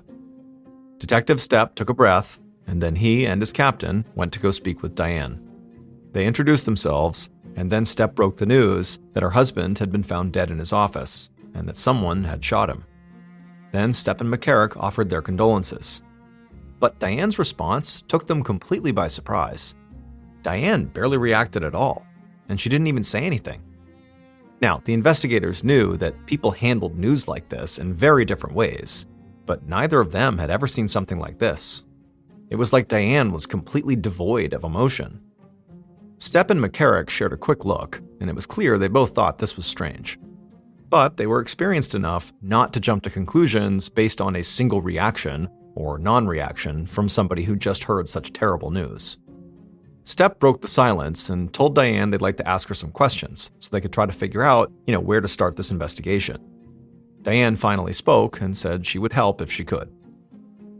Stepp called over to the officer who had brought them Diane and asked him to go get them a chair. The officer ducked into one of the offices and quickly came back out again with a metal folding chair and placed it down next to Diane. Diane took a seat right there in the parking lot, and then Stepp and McCarrick began questioning her. As the victim's spouse, Diane was automatically a person of interest. So the investigators started with basic questions about her and Bob's marriage. How was their marriage going lately? Did they fight? Did they have financial problems? But Diane said she and Bob had a great relationship. They fought like any married couple would, but it was nothing serious. She said financially they were fine. And with Bob's growing business, they actually hoped to be in even better shape financially soon. Without missing a beat, Captain McCarrick asked if Bob had a life insurance policy, and if so, was Diane the beneficiary? This was a pretty standard question in this situation when dealing with a victim's spouse or children, because somebody killing a family member to collect the life insurance policy was definitely not unheard of. Diane said yes, Bob had life insurance, and she was the beneficiary, but it was a small policy. The payout was maybe $5,000. Now, immediately, neither of the investigators thought that was enough money for somebody to want to kill over, but they didn't want to rule anything out yet. At some point, Detective Stepp asked Diane if she knew of anyone who might want to hurt Bob, and he sort of expected her answer to be similar to the one the print shop owner had given. But Diane's answer was very different. She said she did know somebody. There was a man who might have it out for Bob. She said his name was Kevin Green, and he was a rival auto insurance salesman in town. Bob had recently accused Kevin of stealing one of his clients, and had actually gone to Kevin's office to confront him about it. After jotting down Kevin's name, Stepp asked Diane one more question. Did Bob usually carry cash on him? Diane nodded. She said he always had a good amount of cash in his wallet, and he always carried his wallet in his back pocket, even when he was sitting at his desk. After speaking to Diane, Stepp and McCarrick returned to Bob's office, where forensics officers were still working. Bob's missing wallet meant that his murder could be the result of a robbery gone bad, like they'd thought. And so they shared the information about Bob always carrying his wallet in his back pocket with the forensics team. After hearing this, one of the forensics officers walked over to Bob's body, crouched down, and studied the back pocket of his pants. She said she would cut away the pocket from the pants and keep it as a potential source for a DNA sample. Upon hearing this, Stepp and McCarrick looked confused. DNA samples could only be taken from bodily fluids, and unless they were missing something, it did not look like the pocket had any fluids on it. The forensics officer saw their looks and told them that this was sort of a long shot, but DNA testing technology was making huge advances very quickly. So maybe, down the line, they might be able to pull something useful from that back pocket, despite there not being any obvious fluids on it. Now, Stepp and McCarrick would love it if that wound up being the case, but there was obviously no way they could count on that. So, in the meantime, they decided to start with the one person Bob might have had a beef with, Kevin Green, the rival insurance salesman. Several hours after Bob's body had been discovered, Detective Stepp and Captain McCarrick walked into another small auto insurance office in St. Charles. And there, they found Kevin Green working at his desk. Kevin smiled warmly and then asked how he could help, almost like he might try to sell them something. But when they told him that Bob Eidman had been murdered, Kevin's smile quickly disappeared and he looked genuinely shocked. The investigators laid out their reason for being there. They knew that Kevin and Bob were rivals and that Bob had recently confronted him about stealing clients. But Kevin just shook his head and said it was not like that at all. He and Bob did not have a confrontation. They just spoke, and there was no rivalry, at least not how the detectives were making it sound. He said that he and Bob were competitors, but they were cordial with each other and actually seemed to get along just fine. Stepp asked Kevin if he could give them a timeline of how he'd spent his day. Kevin nodded and said he'd just gone shopping that morning at a sporting goods store, and then after that, he had come into work. After taking down some notes, Stepp nodded and said they would be in touch if they needed anything else. Then the two investigators left. In the days immediately following the murder, Detective Stepp and Captain McCarrick got members of their team to begin to follow up on Kevin's alibi. As for the two of them, they began to focus on the theory that Bob's murder could be the result of a robbery gone bad.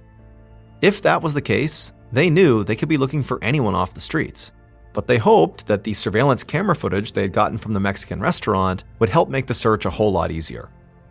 So, Stepp, McCarrick, and another member of their team began the painstaking process of sitting in a cramped office and watching the grainy video footage frame by frame. And after only doing this for a short time, everything on the screen began to look like a blur of black and white, and it was hard to even make things out clearly. But suddenly, as Stepp was staring at the monitor, he thought he saw something, and it was like he had just suddenly woken up. He told the officer they were working with to rewind the footage several minutes back. The officer did, and then all three of them leaned into the screen and watched. And this time, McCarrick and the other officer saw what Stepp had seen. The same car, a Ford Focus, drove slowly through the strip mall parking lot twice within the span of a few minutes on the day of the murder. It sort of looked like the driver was staking out the place. And the final time the car drove through the lot before disappearing from the footage was about 11 a.m. And that was right around the time the owner of the print shop had heard all that noise coming from Bob's office right above her, and just about 90 minutes before Bob's body had been discovered.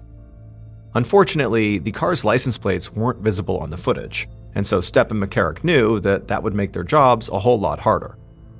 Still, they had a brand new lead here, and that was exciting. So they had members of their team compile a list of every registered Ford Focus in the county and told them to start tracking down each of the owners. They also set up roadblocks in St. Charles in the hope that the Ford Focus in question might end up at one. Stepp and McCarrick knew that finding this car from the footage could take a long time. After all, there were a lot of Ford Focuses to check, and there was no guarantee the one they wanted was registered in this county. So while the search for the Ford Focus got underway, the two investigators turned their attention back to the one suspect neither of them could get out of their minds, Bob's wife, Diane. During the week following the murder, Detective Stepp and Captain McCarrick began digging deeper into Bob's relationship with his wife. They knew that Diane's strange and sort of cold reaction to the news of her husband's death did not necessarily mean she was guilty, but they just couldn't shake the feeling that something had been off about her. So they reached out to Bob's cell phone carrier to secure his phone records, and they also started looking into Bob and Diane's finances. And it didn't take them long to discover that Diane had lied to them. Stepp and McCarrick learned that the couple was not doing well financially, like Diane had suggested. Starting and operating the insurance company had put Bob in significant debt. So much debt, in fact, that he had been in jeopardy of losing his business. But that wasn't even the biggest thing that jumped out at the investigators. They got more information on Bob's life insurance. The policy Diane had told them was worth just $5,000. And they learned that in fact, Bob had 3 life insurance policies that collectively were worth a total of $400,000, and Diane would get all of it with Bob dead. On June 20th, so almost 2 weeks after the murder, Stepp and McCarrick sat across from Diane in an interview room at the St. Charles police station, and they did not waste any time skirting the issue. Stepp said they knew Diane had lied to them about her and Bob's financial situation. And perhaps even more importantly, they knew she had also lied about the amount of money she would receive from Bob's life insurance. Diane stayed calm and quiet, like she had when the investigators interviewed her the first time. She said she had lied about her and Bob's financial situation for one simple reason: she was embarrassed. This response actually didn't surprise Stepp and McCarrick. A lot of people do not feel comfortable talking about money problems, even to police conducting a very serious investigation. But Stepp didn't back off. He said Diane's response did not fully explain their issue, because it didn't explain why she'd lied about Bob's life insurance. What does that have to do with being embarrassed? But all Diane could say was she didn't realize the payout was as big as it was. Stepp and McCarrick did not quite buy it, and so they asked Diane to take a polygraph test. She agreed, and they set up the test that day, and the results came back inconclusive. Now, despite all the reasons the investigators now had to suspect Diane, they had no clear evidence actually tying her to her husband's murder. So they had to let her go. After 2 weeks of their investigation, Stepp and McCarrick believed they had several strong leads, but nothing concrete. The rival insurance agent's alibi had checked out. There was still a chance he could have hired someone to kill Bob, but it was an outside chance. On top of that, police had not gotten a hit on the Ford Focus from the surveillance footage, and they hadn't gotten anything from the DNA tests conducted on blood samples taken from the crime scene. But finally, as June came to an end, Stepp and McCarrick got a hold of Bob's detailed phone records. And those records immediately raised a red flag. Because there was one number that Bob called over and over again, and it wasn't Diane's. It was a Kansas City, Missouri number belonging to a man that neither investigators had heard of. His name was James Hall. And so Stepp contacted James and asked if he knew who Bob Eidman was. And James said yes, he knew Bob very well.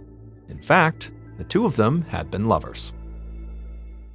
In 1944, a doctor covered a deceased patient's body with a sheet and then wheeled their stretcher out into the hallway. The morgue at the Oregon State Hospital was already full, so the doctor planned to put this body in the chapel. But when he pushed open the chapel doors, there were already so many stretchers with dead patients with sheets on them inside that there was no room for this patient. The doctor closed the chapel's heavy wooden doors and just stood there, his mind racing. More than 400 patients had fallen violently ill in the past 12 hours, and dozens had died.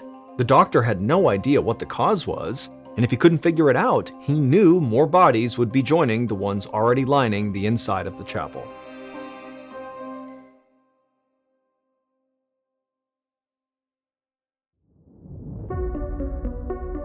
From Ballen Studios and Wondery, I'm MrBallen, and this is MrBallen's Medical Mysteries, where every week we will explore a new baffling mystery originating from the one place we all can't escape: our own bodies.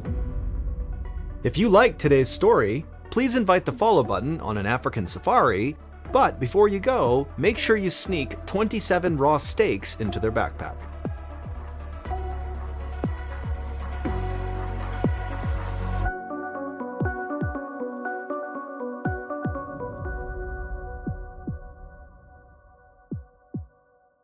This week's story is called Blood Feast. It was late in the afternoon on November 18th, 1942. A cook named Mickey McKillop opened the lid of a giant metal vat, then asked his volunteer sous chef, 27-year-old George Nosen, to carry it over to an industrial oven. Mickey and George were starting to prepare dinner for almost 500 patients across 5 wards at the Oregon State Hospital, a public mental facility for psychiatric patients. Tonight's menu was scrambled egg yolks and toast, and Mickey, along with his boss, Mary O'Hare, were the only 2 cooks on duty. The hospital had been understaffed for a year now, ever since the United States entered World War II. Many members of the nursing staff had left to volunteer for the war effort. During the day, there was about one attendant for every 16 patients, but at night, that number swelled to one attendant for every 150 patients. Mickey and Mary were so desperate for help in the kitchen that they had started asking trustworthy patients to help them prep for each meal. And one of those trustworthy patients was Mickey's volunteer sous chef, George Nosen. George placed a frozen 16-pound canister of eggs onto the countertop beside the oven. Mickey liked George, and he felt a little sorry for him, too. George's parents had originally brought him to the hospital for help with his epilepsy, which is a disorder of the brain characterized by repeated seizures. At this time, people were just beginning to understand how epilepsy actually worked. George's parents most likely saw it as a mental condition, which is why they brought him to the state hospital. They probably didn't think he was crazy, they just wanted help with getting his seizures under control. But during George's initial evaluation, the staff psychologist would diagnose George with paranoid schizophrenia, and then they had George involuntarily committed for life. Mickey didn't understand how that was possible. He'd never seen George hallucinate or get aggressive like the other patients with schizophrenia, but there was nothing he could do about it. And if he was being honest with himself, he was glad to have someone so mild-mannered and easygoing to help him in the kitchen. Mickey yanked the lid off the canister that George had just set down, revealing hundreds of thawing egg yolks. These days, a lot of the hospital's food supply came from federal surplus deliveries, since the government was rationing food to help the war effort. The egg whites were used in food that was sent overseas, and hospitals stateside got the leftover yolks. It was time to start cooking, so Mickey dumped out the canister into the metal vat. He repeated the process 2 more times until the stovetop was crowded with thawing eggs. He handed George a cup and asked for water, and then he lit the stovetop so the eggs would warm faster. He let George dump the water into the vat, then the two of them started slicing bread loaves. Once they were done, Mickey turned on the oven and laid all the bread slices across the metal grates to be toasted. Then he turned his attention back to the eggs. They were finally thawed, so Mickey asked George to grab some powdered milk. It was the only thing that made the egg yolks creamy enough to scramble. As Mickey stirred the eggs, he sent George to fetch something else, postum powder, a caffeine-free coffee substitute they'd been getting from the government over the past year. Mickey even let George mix the drink himself. He'd never let a patient touch an actual dinner item before, so Mickey took a quick sip just to be safe. The postum tasted like chalk, which meant it was made correctly. He clapped George on the back and told him he'd done a great job. But that momentary taste test distracted Mickey just long enough for the eggs to start burning. Mickey cussed as he turned off the stovetop, wondering how to fix this. He threw in a palmful of salt and then gave the eggs a stir, and then they looked good as new. When dinner was finally done, Mickey and George portioned the eggs and toast into buffet dishes and then loaded them onto a big cart for delivery at each of the 5 dining halls spread across the hospital's wards. By the time they got to Ward 5, hungry patients lined the hallway outside the cafeteria, urging Mickey and George to please hurry up. Finally, a bell rang and the lines began to move. From behind the buffet table, Mickey watched as the patients ladled scrambled eggs onto their plates. He helped serve them each a piece of toast, and then sent the patients to sit at the long metal tables that ran the length of the dining hall. And as the patients all dug into their food, Mickey heard someone call out that the eggs were too salty. Mickey winced and felt bad because he knew he very well could have oversalted them. And while Mickey was worrying about the eggs, another patient in the room took a long swig of postum and then started to choke. One of the nurses walked over to pat the patient on the back, but instead of swallowing, the patient keeled over and threw up on the nurse's shoes. The nurse shrieked, and Mickey looked over and saw a red streak on the ground. It took him a second to realize that it wasn't vomit, it was blood. The patient then fell backwards onto the floor, and those around him began to scream. The nurse bent over and tried to steady the man, who was now having a seizure on the floor. Mickey ran over to help her, but before he could make it, another patient sent a spray of red blood shooting across the table.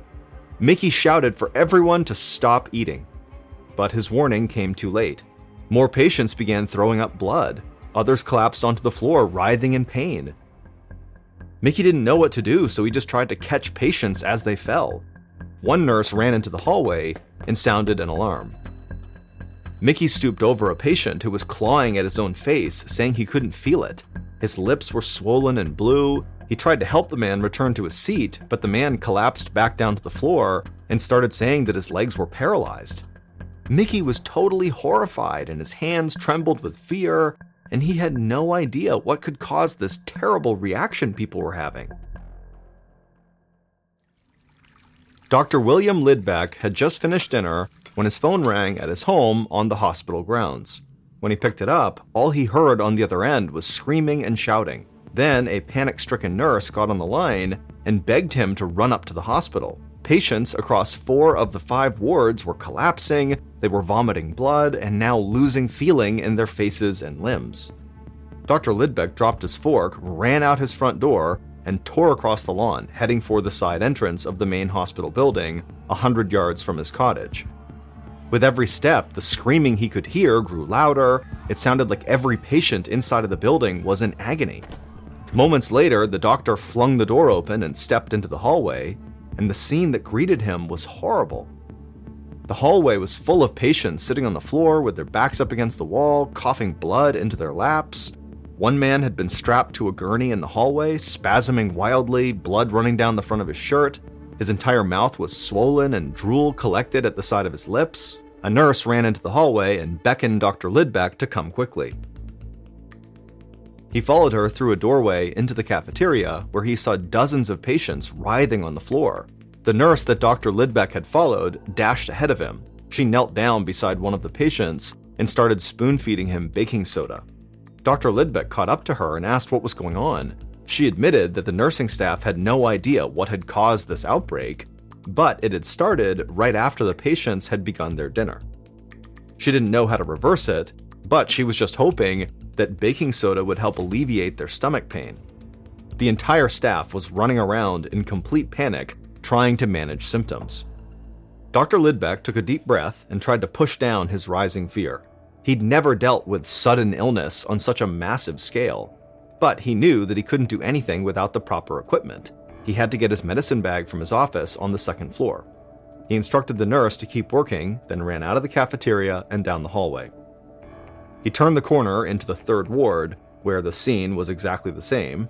It was full of patients covered in their own blood, writhing on the floor. Dr. Lidbeck had always prided himself on having a steely stomach, but this felt unbearable to watch. He rushed through the hallway, stepping over sick patients as he went, and ran up the stairs to the 2nd floor. But as he left the stairwell, he stopped dead in his tracks. The atmosphere in this ward was completely different. The hallway was empty. If it weren't for the screams echoing from downstairs, it would almost feel peaceful. As he walked past open doors, he saw all the patients tucked in their beds. They looked scared, but seemed to be otherwise fine. Dr. Lidbeck was confused. How was this ward so calm when the rest were full of chaos and vomiting patients? A door opened at the end of the hallway, and the ward's head nurse, Allie Wassel, stepped out and walked toward him. Dr. Lidbeck thought she looked really pale. The nurse seemed very relieved to see Lidbeck, and she would tell him that she thought there had to be something wrong with the eggs from dinner.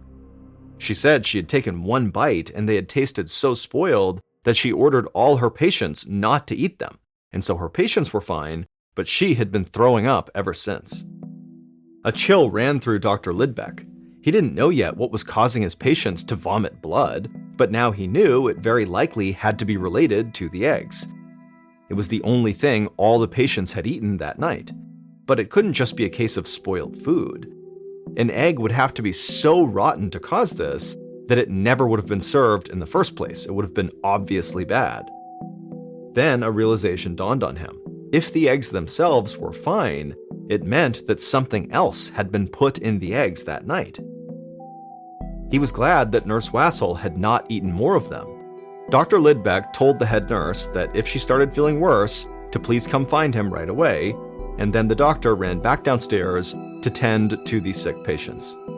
As Dr. Lidbeck went down a hallway, he passed by the hospital morgue. A nurse was wheeling a covered stretcher inside. One of the patients had died. Dr. Lidbeck's blood ran cold, but he didn't have time to stop and mourn. There were hundreds of other patients still waiting for treatment, and so he didn't have a moment to lose.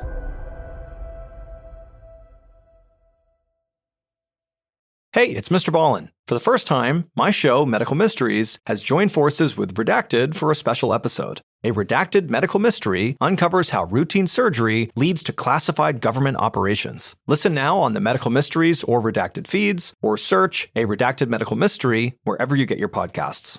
Hey, it's MrBallen. I'm excited to tell you about something special. For the first time, my show, MrBallen's Medical Mysteries, has joined forces with Redacted, Declassified Mysteries with Luke LaManna, to tell a story so complex it required our combined storytelling styles. This special episode is called A Redacted Medical Mystery. In it, unexplained symptoms after a routine surgery quickly unravel into something much darker, leading straight to classified government operations hidden for decades. To listen and uncover the truth alongside us, head to either the MrBallen's Medical Mysteries or Redacted show pages right now, or search for A Redacted Medical Mystery in the Wondery app or wherever you get your podcasts. If you're fascinated by unexplained medical stories, well, stick around on Medical Mysteries. Every week, we dive deep into cases that will leave you questioning everything you know about the human body. And if government conspiracies are more your style, Redacted is your go-to for stories that unravel secrets never meant to see the light of day. Remember, you can listen to both shows early and ad-free by joining Wondery Plus.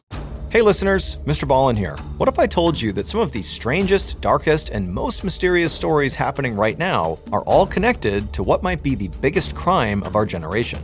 You know I'm always on the hunt for the most chilling and perplexing tales out there. Well, I've discovered a new podcast that uncovers real-world mysteries unfolding right now, much like how another Ballen Studios podcast, Redacted, Declassified Mysteries, brings hidden government secrets to light. And it's called Lawless Planet. Host Zach Goldbaum reveals how shocking tales of murder, cover-ups, and mysterious deaths are all part of something bigger: the systematic destruction of our planet. From activists who vanish in the Amazon to whistleblowers uncovering billion-dollar environmental crimes, these aren't just stories about the environment. They're real-life thrillers about people caught between powerful forces willing to kill to keep their secrets buried. Follow Lawless Planet on the Wondery app or wherever you get your podcasts. You can listen to new episodes of Lawless Planet early and ad-free right now by joining Wondery Plus. Hey listeners, big news for true crime lovers. You can now enjoy this podcast ad-free on Amazon Music with your Prime membership. Listen to all episodes of my podcasts, MrBallen's Medical Mysteries and MrBallen's Strange, Dark, and Mysterious Stories, along with a huge collection of top true crime podcasts, completely ad-free. No more wading through cliffhangers or dealing with ads, because let's be honest, ads shouldn't be the most nerve-wracking part of true crime. To start your ad-free listening journey, download the Amazon Music app for free or head to amazon.com/ballen. That's amazon.com/BALLEN. Dive into uninterrupted true crime stories today.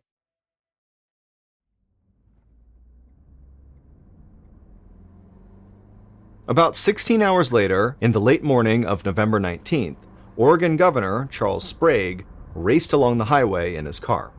An hour earlier, Sprague had heard about last night's outbreak at the state hospital.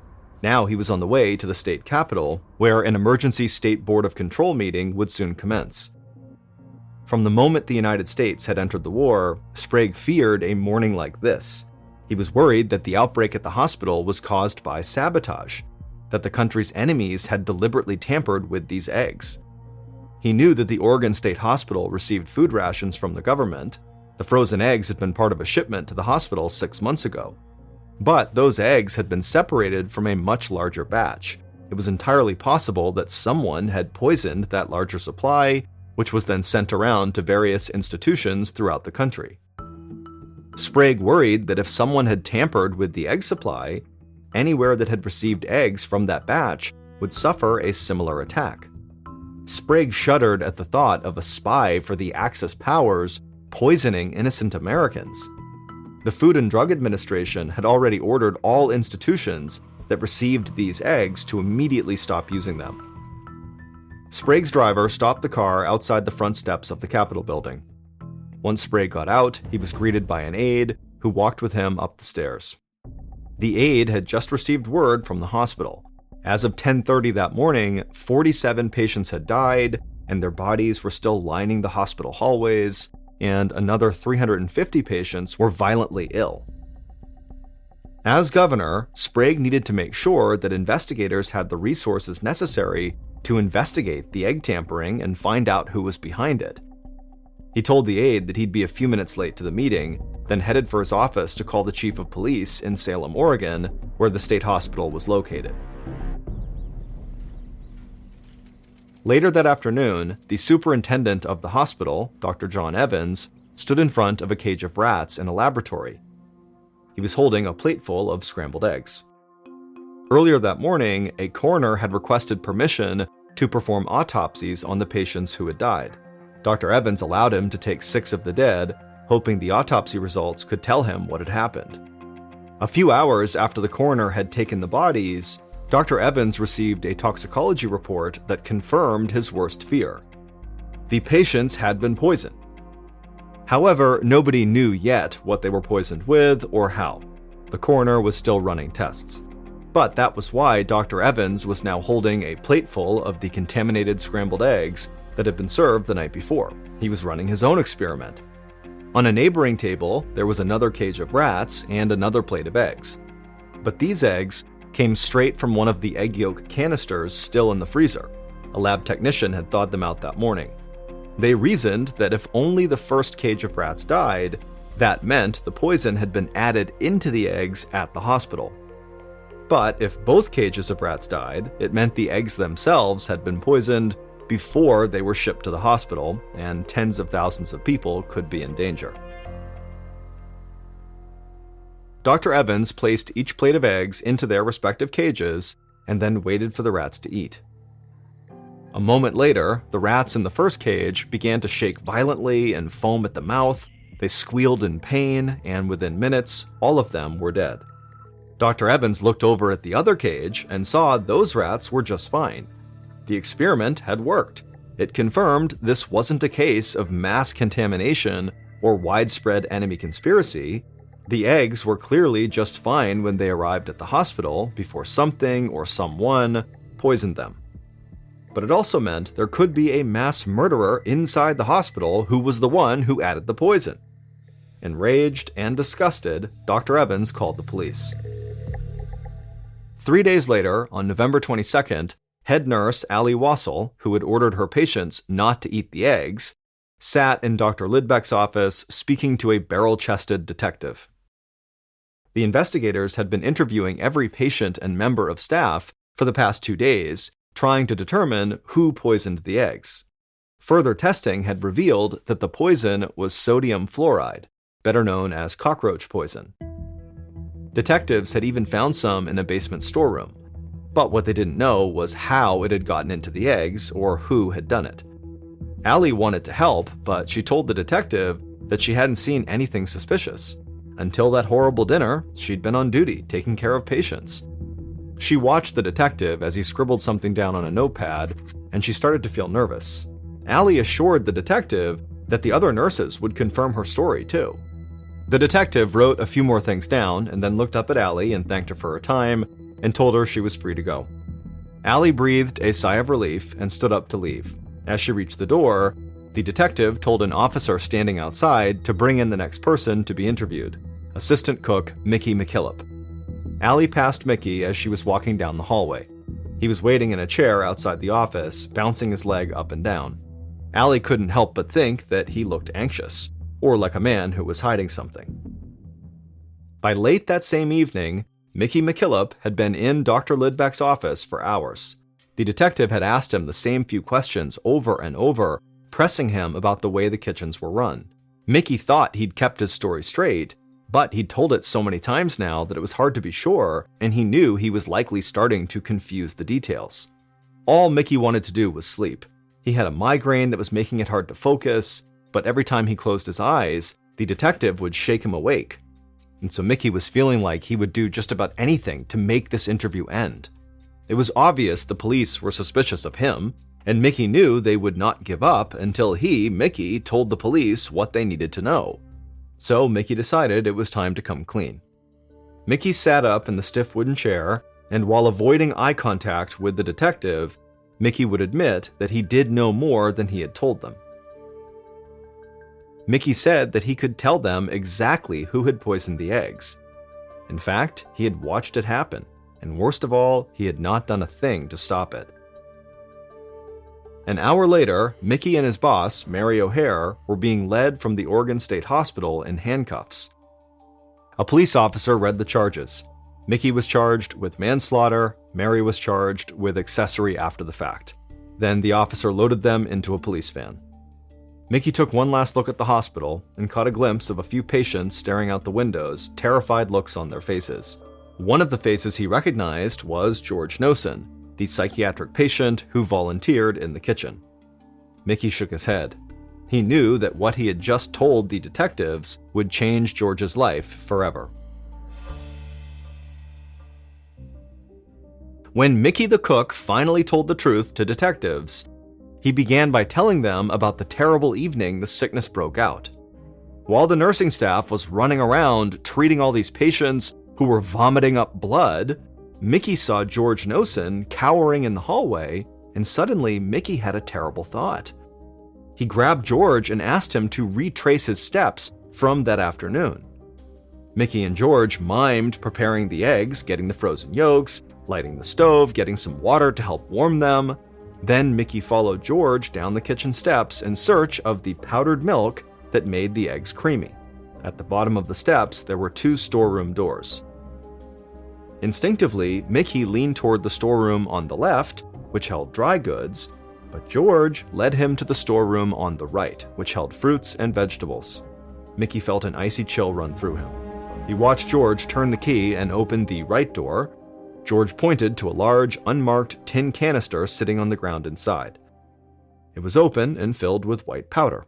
A scoop was sticking out of the powder like it had just been used. Mickey's stomach dropped, but he tried to look unbothered. He thanked George and sent him to his room. Then he ran back upstairs and grabbed his boss, Mary, and showed her the canister George had just pointed out. Mary went white as a sheet. It was against the rules for Mickey to have given keys to a patient. Mary told Mickey that she did understand why he'd done it. They were so understaffed, he'd been desperate for help. But if anyone found out, they were both done for, and so they agreed to keep it a secret.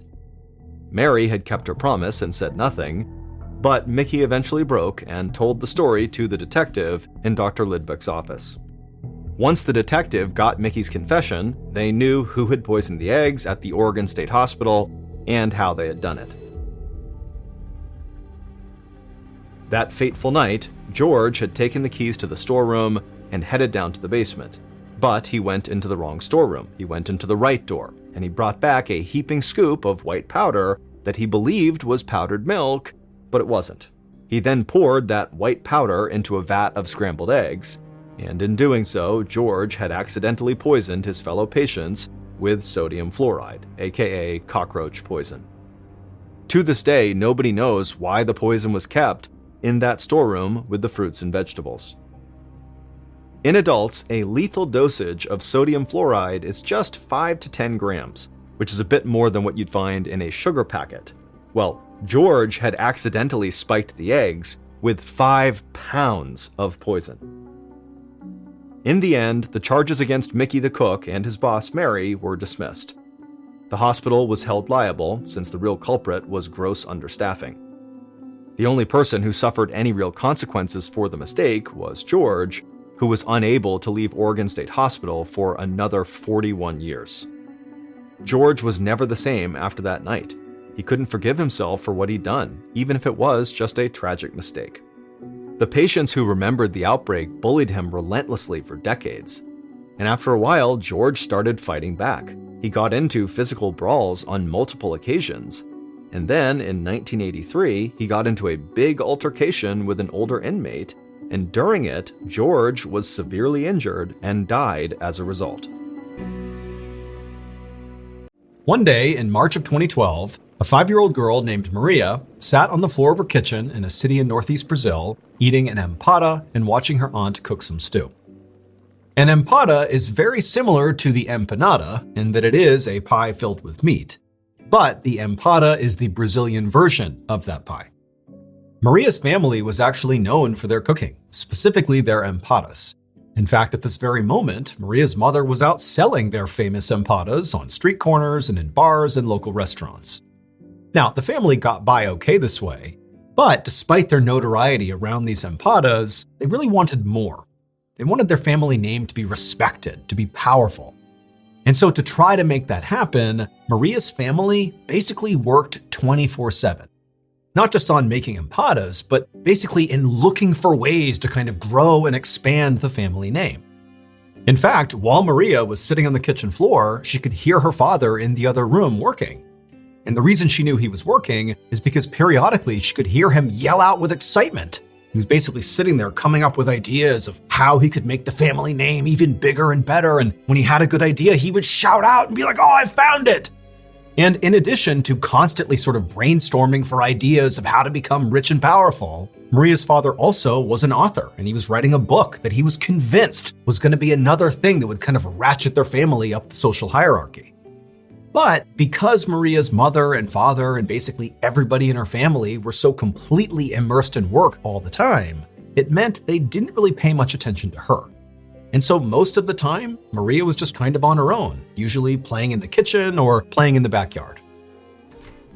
Just then, the front door opened and in walked Maria's mother, and she was grinning ear to ear. Not only because she now had an empty tray, meaning she had sold all her empadas, but also she had brought someone along that she was really excited to introduce to Maria. Maria's mom stepped all the way into the kitchen, and right behind her was this young woman.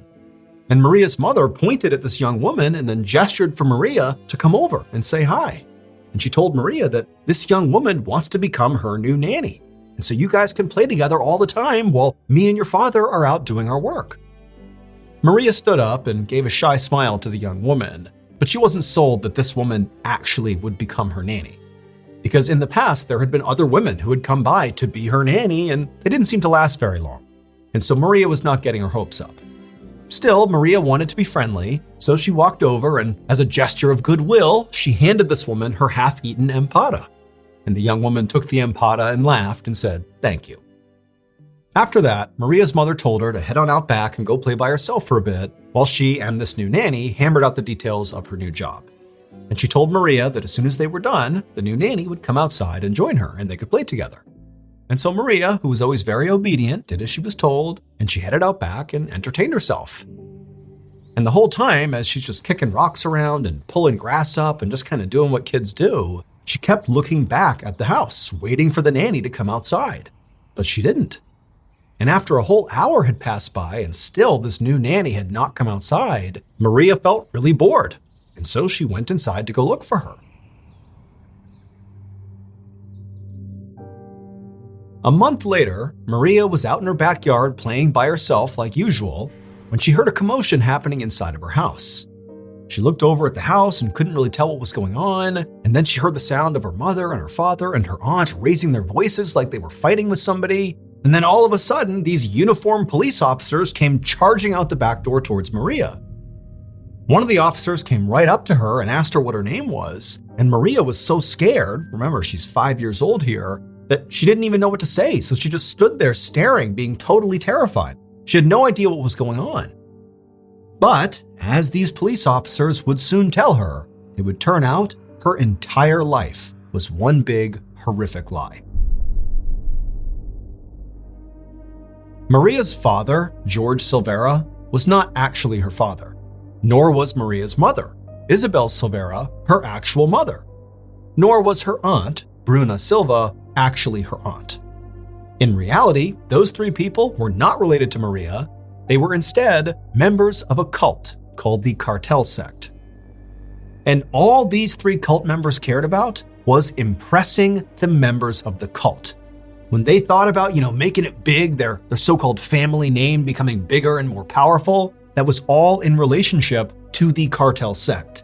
They wanted the members of this cult to look at them as the most powerful and important members of that cult. And the way they tried to do that was by performing the duties of this cult to the best of their abilities, better than anybody else in the cult. And so what did this cartel care about? Well, the literal purpose of the Cartel Sect was to eliminate women they deemed unclean in order to reduce and purify the world's population. And Maria's family, the mother, the father, and the aunt, had become very well versed at doing this.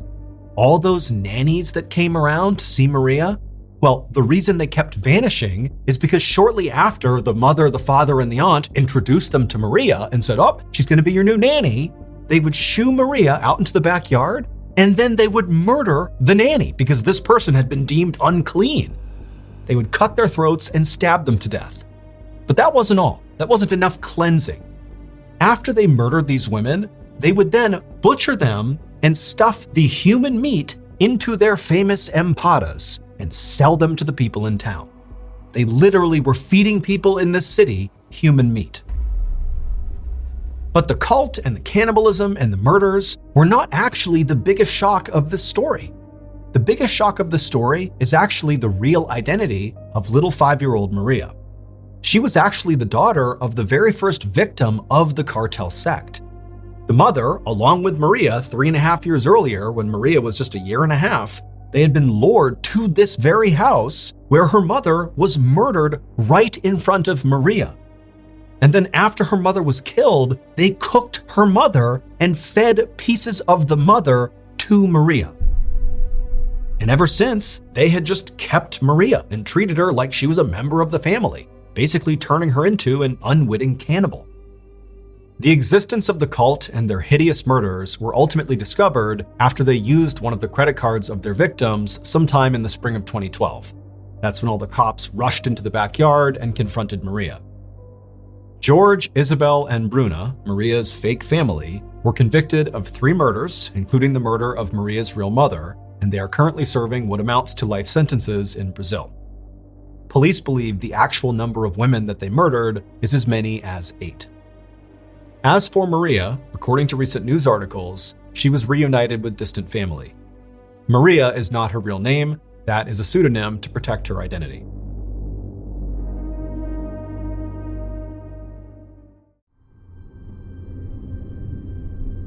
On the afternoon of July 18, 1997, a man was driving down a road surrounded on both sides by trees in a rural part of Wisconsin called Douglas County. There were no other cars on the road, and so this guy was driving pretty fast. And as he rounded this bend in the road, something out the passenger side window on the side of the road in the grass caught his eye. He couldn't tell what it was, but it was a pretty big object, and after he drove right past it, he just couldn't stop thinking about it. Like, whatever it was, it just seemed out of place. And so for whatever reason, this man felt compelled to actually stop and go see what it was. And so he slowed down and parked on the shoulder, he got out, and began walking along the road back in the direction of this object. And as he got closer, he began to see this object again in the shoulder of the road, and it was sort of obscured by grass and other things, so he couldn't see what it was. But as he got closer, he saw the object was pretty big, and it was all white. And as he took a few more steps and got within maybe 20 or 30 feet, he finally got a better look at this object, and he just froze. Because the object was a man wearing all white, a white suit, a white belt, white shoes, all white, and he was laying on the side of the road, just totally motionless. And for a second, the driver thought, maybe this guy is sleeping, but after taking only a few more steps and getting a totally unobstructed view at this guy, he saw there was a gaping hole in this man's chest. He was obviously dead. And so the driver turned around, ran back to his car, sped to the nearest house, and called 911. The next morning, a Douglas County detective named Stephen Long was sitting at his desk looking at the photos of the dead man in white. This murder case was less than 24 hours old, but already this was one of the weirder cases that this detective had ever been assigned to. The victim had pretty much immediately been identified because he was carrying on his person his wallet, and in his wallet was his driver's license, and so they knew who he was. But the man in white's identity actually made the whole case more confusing, not less. The dead man was a 45-year-old millionaire named Mark Foster. Mark lived 3 hours away in Minneapolis, Minnesota, and had no discernible ties to Douglas County. And so the detective was thinking, what is this rich guy doing here, dressed head to toe, all in white, getting murdered on the side of some local random back road? But things only got more confusing from there. After the medical examiner did Mark's autopsy, he told Detective Long that he had discovered a note inside of Mark's shoe. And the note just said, "Jack Frazier isn't here, but it's Jimmy Bailey, or a lookalike. I hope I'm okay." Now, nobody, including Detective Long, had any idea what this note meant. It was far too cryptic. But when they ran Jack Frazier and Jimmy Bailey's names through their database, the police discovered that both of those men, one, existed, and two, they lived in Minnesota, same as Mark Foster. And so naturally, Detective Long began to suspect that maybe those two men were connected in some way to Mark Foster. Maybe they were involved in his murder, or maybe they were actually his killer or killers. He didn't know, but it was his best lead. So Detective Long decided he would just have to go to Minneapolis to try to find out more. A few hours later, Detective Long parked his car at the Minneapolis police station. He got out and walked inside the building. Waiting for him inside was the local detective who Mark had already spoken to. And so after meeting this detective, the two of them went into an interview room where Mark Foster's wife was waiting for them. And right away, Detective Long noticed that she was very pregnant and at least 15 or 20 years younger than Mark. But despite that, she seemed very composed. It would turn out she had already been told about her husband's death, and she was basically resigned to the fact that she was here to try to answer questions to figure out what happened. And so the detective sat down and they began to interview her. And then when they brought up the note that was found in Mark's shoe, specifically when they said the two names that were on that note, Jack Frazier and Jimmy Bailey, when they said that, it triggered something in Mark Foster's wife. She immediately began to cry. And then in between sobs, she would tell the detectives that she knew who those two men were. She told them that she had previously had relationships with both of them before marrying Mark. And she said after she married Mark, Jack and Jimmy became very jealous. They didn't like the idea that she had chosen Mark over them.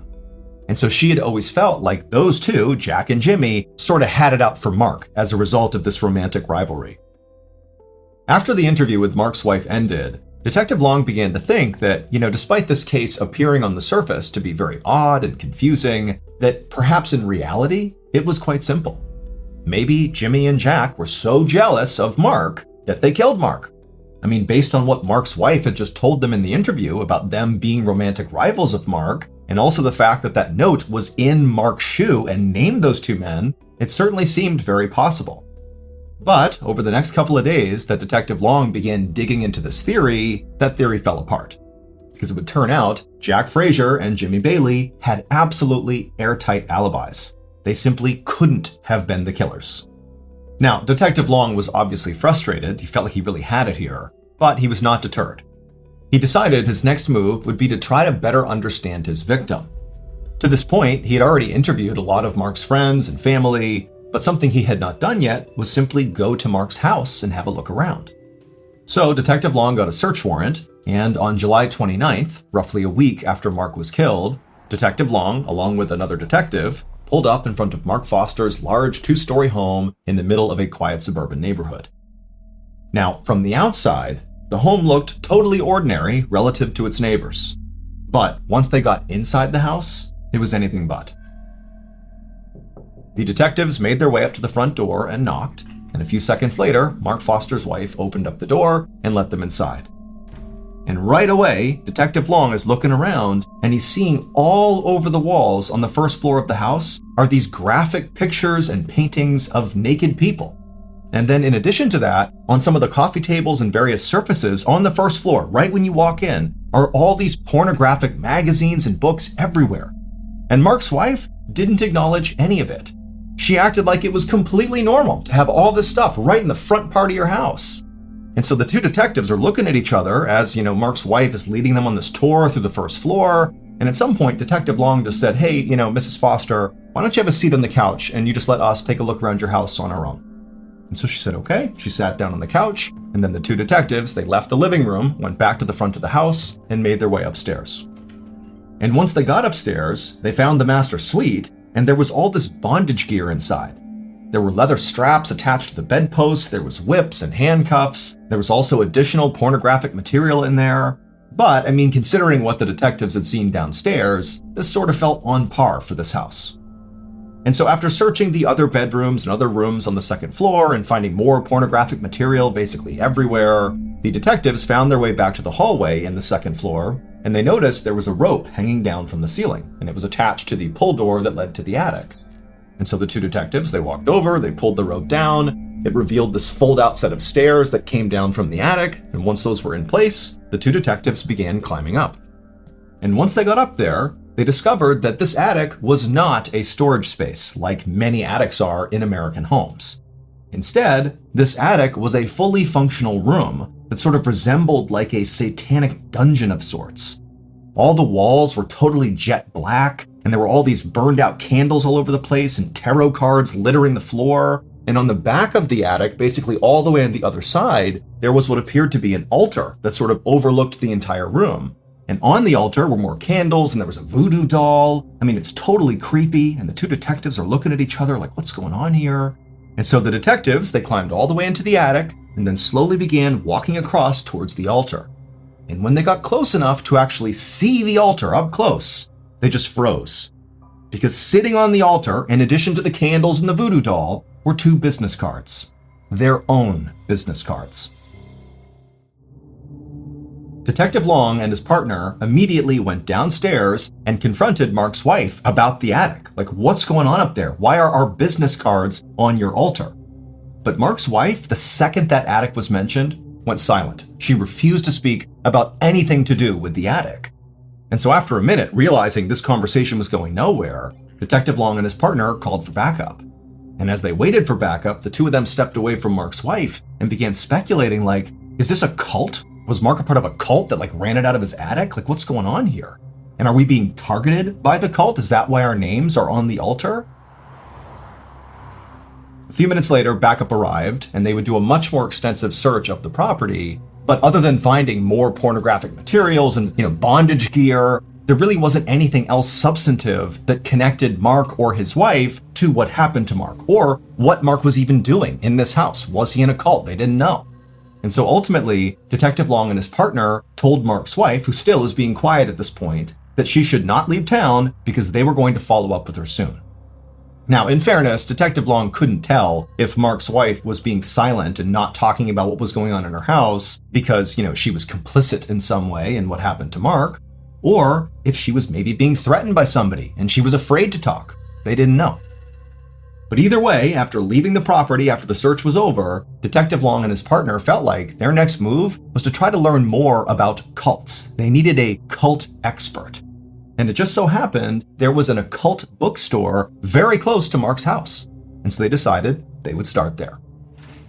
And right away, their decision to go to that bookstore paid dividends, but not how the detectives expected.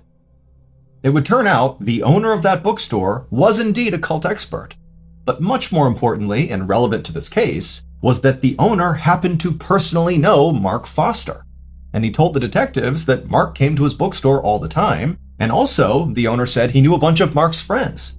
And so by the time the detectives left the bookstore, they had learned a little bit about cults, but more importantly, they left with a list of names the owner had given them of known associates of Mark Foster who maybe were involved in whatever was going on in Mark's house. And so maybe they had information about what happened to Mark.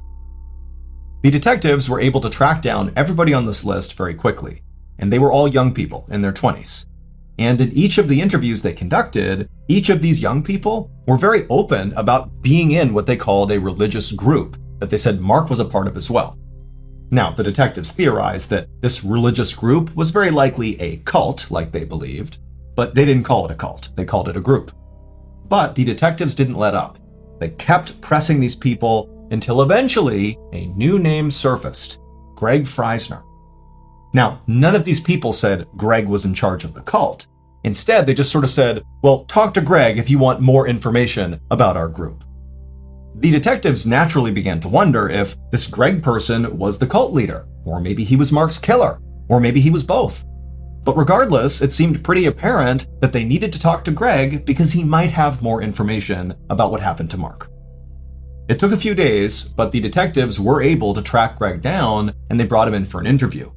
And boy, oh boy, did Greg have a story to tell.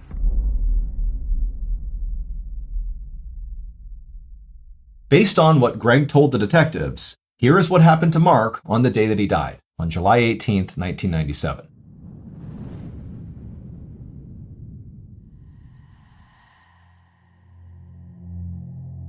On that day, Greg Freisner met Mark Foster at Mark's home. And when Mark came outside, he was dressed head to toe in white, something he would do for special ceremonies. And so Mark, he came down the steps, didn't say a word to Greg. They went to Greg's car.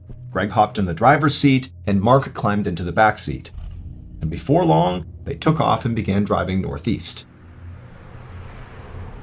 And for hours, these two just drove in total silence.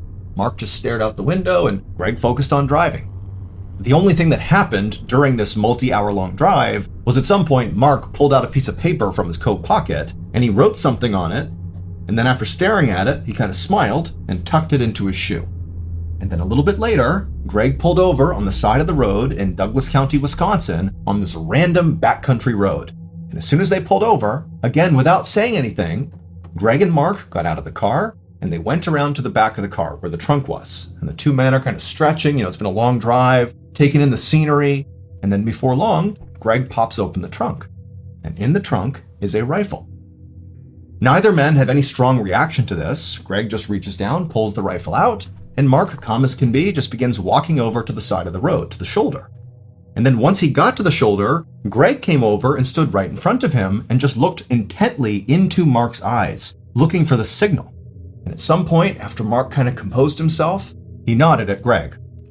At which point Greg raised that rifle, placed the barrel directly on Mark's chest, and fired. Mark crumpled to the ground, and he laid there for a second just moaning horribly, and Greg just stood over him watching until finally Mark went silent and died, at which point Greg casually went back to his car, got inside, and drove home. The only time he stopped was to throw his rifle into a nearby river. But once Greg got home, he was overjoyed because he knew the sacred ritual he had just carried out with Mark had been a total success. It had gone exactly to plan. It would turn out Mark Foster was absolutely a member of that religious group, the cult, if you will. Except he was not just a member. He was the cult's leader. And Mark is the one who orchestrated his own death. However, Mark did not view his death as him actually dying. Quite the opposite. We celebrate life as we celebrate death. Death is nothing to be afraid of. Death is a great crossroads, a change in attitude, a change in longitude, a change in the way that we perceive our spirit. When we reach that portal, they'll ring some golden bells.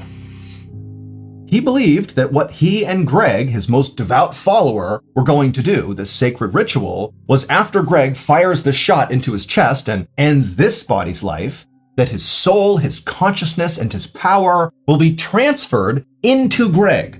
Basically, his soul will go into Greg. And Mark believed once this transfer happened, that basically he would be immortal, that his soul would never die. It would stay in Greg and then maybe at some point get transferred to somebody else, but basically he would be here forever. The bizarre note that was found in Mark's shoe, the note that he wrote and stuffed in there, that note was designed to throw police off the trail. He knew that he was having Greg murder him, again for this ritual, but he wanted to make sure Greg didn't get caught. And so he wrote on the note very specifically Jack Frazier and Jimmy Bailey. Those two people he hated. He hated that they had been in past relationships with his wife, and they hated him, and so he figured if he was going to create a scapegoat for his murder, who better than his romantic rivals? They had nothing to do with it. He just named them in that cryptic note to get them in trouble. As for all the pornography and bondage gear that was found inside of Mark's home, well, that all played a role in Mark's cult as well. He was a firm believer that the more sex he had with his followers, often multiple followers at the same time, the more powerful he would become. As for the detective's business cards found on the altar up in the attic, those were very likely placed there by followers of Mark, so members of the cult, in an effort to potentially, thwart their efforts to solve the case. They might have believed that by placing those on there and performing various rituals, that somehow would prevent them from solving the case. We don't know for sure. That's the theory around why they were there, but obviously that didn't work. Greg Freisner would ultimately be found guilty for playing a role in Mark's death. He obviously was the trigger man, and so he was sentenced to 10 years in prison. As for Mark's wife, although she definitely knew about the cult and may have been a participant, there was never any evidence that actually connected her to Mark's murder. and so she was never charged with any crime. The next story of today's episode is called The Bear, the Plane, and the Duffel. In early December of 1985, in the Chattahoochee National Forest in northern Georgia, a hunter was very carefully making his way through the trees trying to track a deer. Now, this hunter had been tracking this deer for over a mile, but it had been a while since he had seen any signs of it being anywhere nearby. And as this hunter continued to creep along, he became increasingly aware of how loud each of his steps were, because the ground all around him was covered in dry leaves, and so every step he was taking was creating a loud crunching sound. And so eventually this hunter just came to a stop and decided stalking this deer was totally pointless because he was basically scaring it away with these crunching sounds as he got closer to it. But before this hunter was ready to just give up and head back to his vehicle, he continued on a little bit further, and when he pushed through this particularly dense brush area, he saw this clearing up ahead. And the second he saw what was in this clearing, he froze, took a step back into the brush, and then ducked down behind a rock. Because in that clearing, he saw an animal, and it wasn't a deer. It was a huge American black bear. Now, generally speaking, American black bears are not aggressive towards humans. However, if, for example, you were to accidentally sneak up on a black bear, like this hunter had done, and you suddenly startled it by just showing your presence, the bear might react by pouncing on you and ripping you to bits. And so this hunter, with his back pressed up against the rock and his rifle gripped tightly across his chest, he's thinking about that and wondering what he's going to do to get out of this situation. At first he thought, okay, I'll just stand up and quietly walk away. But then he remembered how loud the leaves were, and even though he had been lucky walking in, he hadn't alerted the bear to his presence. On the way out, he was worried he wouldn't be so lucky that those leaves would alert the bear to his position. And so the hunter began thinking, okay, well, what if I just stand up and start shooting at this bear? But the hunter knew the big issue with that plan is he had a deer hunting rifle, which is not nearly powerful enough to quickly take down a black bear, if at all. And so if he starts shooting at this bear, there was a very good chance that the bear would just turn around and maul him before he was able to put the bear down with his rifle. And so as this hunter is going through these scenarios behind the rock, he realizes something. He hasn't heard this bear at all. Now, bears in general are very loud animals. Just their regular breathing is so guttural and noisy that you can hear it a pretty good distance away. And the hunter's thinking to himself, I can't hear it breathing. And come to think of it, I haven't heard this bear once since I've been near it. And so the hunter very carefully stood up from behind his rock and turned around. And then he kind of peered forward into the brush, looking back into this clearing. And when he spotted the bear again, he realized immediately the bear was dead. The bear was kind of slumped forward and its body almost looked like a deflated balloon. The hunter was so relieved, he almost started laughing. And so he stepped out from behind his rock and he made his way through the brush into the clearing to get a better look at this bear. And when the hunter was right over the top of this bear looking down at it, something immediately struck him as very odd. This bear was far too young to have died of natural causes. However, after this hunter kind of poked and prodded the bear and lifted it up on either side to try to look underneath it, he couldn't see any visible injuries. It was like this bear had just randomly dropped dead. But the hunter didn't spend much time thinking about what happened to this bear. Instead, he thought to himself, there has to be some sort of logical explanation for what killed it. And with one last look at the bear on the ground, the hunter turned around and began the long walk back through the woods back to his vehicle. It would turn out there was an explanation for what happened to that bear. However, it was anything but logical. But to get to that non-logical explanation, we first have to go back in time. Around 11:30 p.m. on September 10th, 1985, so 3 months before the hunter discovered this dead bear, 2 pilots were flying their little 6-seater Cessna airplane over northern Georgia, making their way north towards Tennessee. And as these pilots flew along very casually, they suddenly intercepted over their radio a voice message that they definitely were not supposed to hear. It sounded like other pilots communicating with each other, and what they were talking about was how they were now going to follow this little Cessna airplane that they could see that was currently flying over northern Georgia. Now, radio traffic like this can only really be intercepted if your radio that's doing the intercepting is physically close to the person doing the transmitting. And so knowing this, the two pilots in this little Cessna knew that whoever was talking about following that little Cessna, they had to be talking about them, the two pilots in that Cessna. Now, for most pilots, if you suddenly overheard a radio transmission that your plane was getting followed by some other pilots, you might reach out to those pilots and say, "Hey, why are you following me? What's going on?" Now, the co-pilot of this little Cessna might have wanted to react that way. However, before he could, the main pilot stopped him and said, "I actually know exactly why somebody might want to tail us, and unfortunately, we're both going to have to jump out of this plane." Before the co-pilot could really even react to this news, the main pilot had set the Cessna on autopilot, which sets the plane to fly in a straight direction going at a constant speed at a constant altitude until either a pilot comes back and takes the craft back over, or if it just stays on autopilot, it eventually will run out of fuel and crash or run into something. And so after the main pilot had done that, he turned to the co-pilot and gestured for him to come with him into the main cabin of the aircraft, basically the main body of the craft where all their luggage was. And the co-pilot, he's so confused about what's happening, he's so panicked that he just follows the main pilot.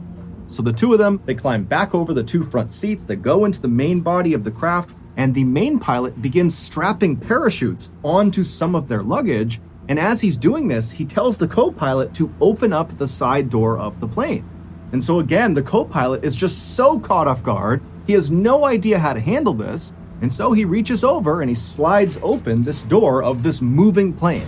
And as soon as he did, this huge rush of cold night air blasted inside of the cabin, and it became so loud from the howling wind coming in that the two pilots couldn't even talk to each other. And then the main pilot just began pushing the luggage out of the plane just into the night, falling straight down to the ground far, far below them. And at some point, the co-pilot just joined him and began pushing the luggage out of the plane. And then after all the luggage was out, the main pilot shoved a parachute into the hands of the co-pilot and said, put it on. He had to gesture for it because they couldn't hear each other. And so as this co-pilot's struggling to get on his parachute, the main pilot puts on his chute. And then right after the co-pilot has just barely got his parachute on, the main pilot pushes him out the side of the plane, and then the main pilot jumps out after him. So they basically abandoned their plane, which was still set to autopilot, so at some point, it was just going to crash. About 5 hours later, in a suburb of Knoxville, Tennessee, an 85-year-old man named Fred Myers was just waking up. Fred always got up before sunrise. It was part of his daily routine. He would wake up, he would get dressed, he would wash and shave his face, and then he would sit down and read the local newspaper. This simple routine was actually very important to Fred because recently he had been diagnosed with Alzheimer's disease, which is a progressive disease that destroys memory. And so having this sort of set routine helped him manage his symptoms. Basically, at least in the morning, he could go into autopilot and go through this routine and not get confused. However, on this particular morning, something would happen that would leave Fred more confused than he had ever been in his entire life. Fred had made it to his bathroom, he had washed his face, and he had begun shaving when out of the corner of his eye, he noticed something strange outside in his driveway. He could see it through a nearby window, but it was still so dark outside, Fred couldn't tell what this thing was out there. And so feeling very curious, Fred put his razor blade down and he made his way over to the window to get a better look. And when he reached the window and looked out at his driveway and saw what this strange thing was, he could not believe his eyes. There was this huge parachute out on his driveway, and on the parachute was the main pilot of the Cessna. After the main pilot had pushed the co-pilot out and leapt out himself, when he pulled his ripcord, his chute either didn't deploy or when it deployed, it didn't inflate fully, and so he was forced to go to his reserve chute, but it didn't inflate fast enough to stop him from crashing into the ground. And so the main pilot slammed into the ground, basically at terminal velocity, and so he sustained catastrophic internal injuries, and he died within a couple of minutes of hitting the ground. Fred was so stunned and confused at what he was looking at that without saying a word, he just turned away from his window and walked over to his phone and called the police, shaving cream still on his face. When the police arrived at Fred's house that morning, they were expecting to see a dead recreational skydiver on Fred's property. But when they walked up the driveway and saw the dead man for themselves, they knew right away this was not some recreational skydiver. He actually looked more like a soldier. He was wearing a bulletproof vest over some camouflage fatigues, and he had night vision goggles strapped to his head. But the dead man's shoe choice made the police think this guy could not possibly have been military, because on this guy's feet were not military-style combat boots like you would expect with the rest of his getup. Instead, he was wearing loafers, specifically Gucci loafers, so very expensive designer shoes. And so the police are thinking to themselves, who the heck was this guy, and what was he doing? The police would figure that out. However, first, we have to fast forward 2 months to late November 1985, so roughly 2 weeks before that bear was discovered by that hunter in Chattahoochee National Forest. Now, at this point in late November, that black bear was alive and well and living a typical black bear life in the Chattahoochee National Forest, which meant he mostly spent his time wandering around the woods looking for something to eat. And on this particular day in November, the bear was doing just that when out of the corner of his eye, he spotted something strange lying on the forest floor. It was one of the pieces of luggage that the 2 pilots had pushed out of their plane. It was this big, heavy duffel bag. Now, the bear had no idea if this duffel bag contained food, but the bear was optimistic, so it meandered its way over and began pawing at the bag with its massive claws, and pretty much immediately, his claws tore open a hole in this bag. And suddenly, the air all around this bear was filled with this glorious, flowery smell. So the bear put its nose directly into this rip in the bag and began sniffing and licking the contents of this bag. And apparently, the bear just loved it because it ate whatever was inside of the bag, all of it. And when he was done, the bear felt so good, he was so full of energy that he just started sprinting in a straight direction. And after running at top speed about 100 yards, every major system inside of this bear shut down all at once, and he died on the spot, collapsing in that clearing. And then, about 2 weeks later, that hunter walked into the Chattahoochee National Forest and discovered this dead bear. And then, within 24 hours, the hunter was back home, and he told one of his friends about discovering this dead bear. And when he told his friend about seeing this bear, he also kind of casually mentioned that he had seen a duffel bag in the forest not far from this dead bear. Now, to understand what this friend did next, you need some context. By this point in time, the police had actually figured out a lot about that dead man on Fred Myers' driveway, the main pilot of the Cessna. They knew he was a 40-year-old man named Andrew Thornton, who had served in the U.S. Army as a paratrooper. But after getting out of the service, he had kind of gone astray in his life and become a big-time smuggler of illegal goods. The police had also figured out by this point that Andrew, along with a co-pilot, had been the people flying that Cessna that eventually was found crashed into a mountainside in North Carolina. The co-pilot had survived the jump out of the Cessna, and so the police tracked him down, and they very quickly realized this co-pilot was really just a victim of Andrew. Andrew had told this guy they were just going to fly to the Bahamas for a vacation. And so when that plan completely evaporated, and suddenly Andrew is barking orders at this guy to open up the plane and push the luggage out and jump out, the co-pilot said he just totally panicked and just started doing whatever Andrew wanted. And so this guy was just totally terrified, and really all he could offer police was just to confirm that, yup, Andrew was the main pilot, and yes, we really did push his luggage out of the side of the plane over some forest in northern Georgia. The police believed the co-pilot and did not charge him with any crime. The police would go and search all over northern Georgia, and they would find the majority of the missing bags. However, they knew they were still missing some, and they knew they really needed to recover them. And so, around the time that this hunter is telling his friend about this bear encounter and this duffel bag, the police were constantly having news outlets tell people in northern Georgia that if you see one of these duffel bags attached to a big parachute or something, please come forward and tell us. We are looking for these. And so the hunter's friend thought, you know what? That duffel bag he mentioned out in Chattahoochee National Forest, which is in northern Georgia, might be one of those bags. And so the friend called authorities. Authorities were thrilled to get this tip, and so they charged out to the Chattahoochee National Forest, and they made their way out to where this dead bear was, and then sure enough, about 100 yards away from this bear was this bag, and it was one of the bags they were missing. Except the bag was empty. Because, as we already know, that black bear had eaten everything inside of this bag. And as you might have guessed, that bag, along with every other bag that had been cast out of the Cessna that night, was full of cocaine. Because Andrew was a drug smuggler. And on the night he and his co-pilot leapt from the Cessna, he was trying to smuggle 900 pounds of cocaine from South America into the United States. That transmission that Andrew and the co-pilot suddenly overheard on their radio as they were cruising along in their Cessna was the sound of federal agents within the U.S. Customs and Border Protection Agency who had been tipped off about Andrew's big drug run, and so they really had sent 2 planes to go follow him and potentially intercept him.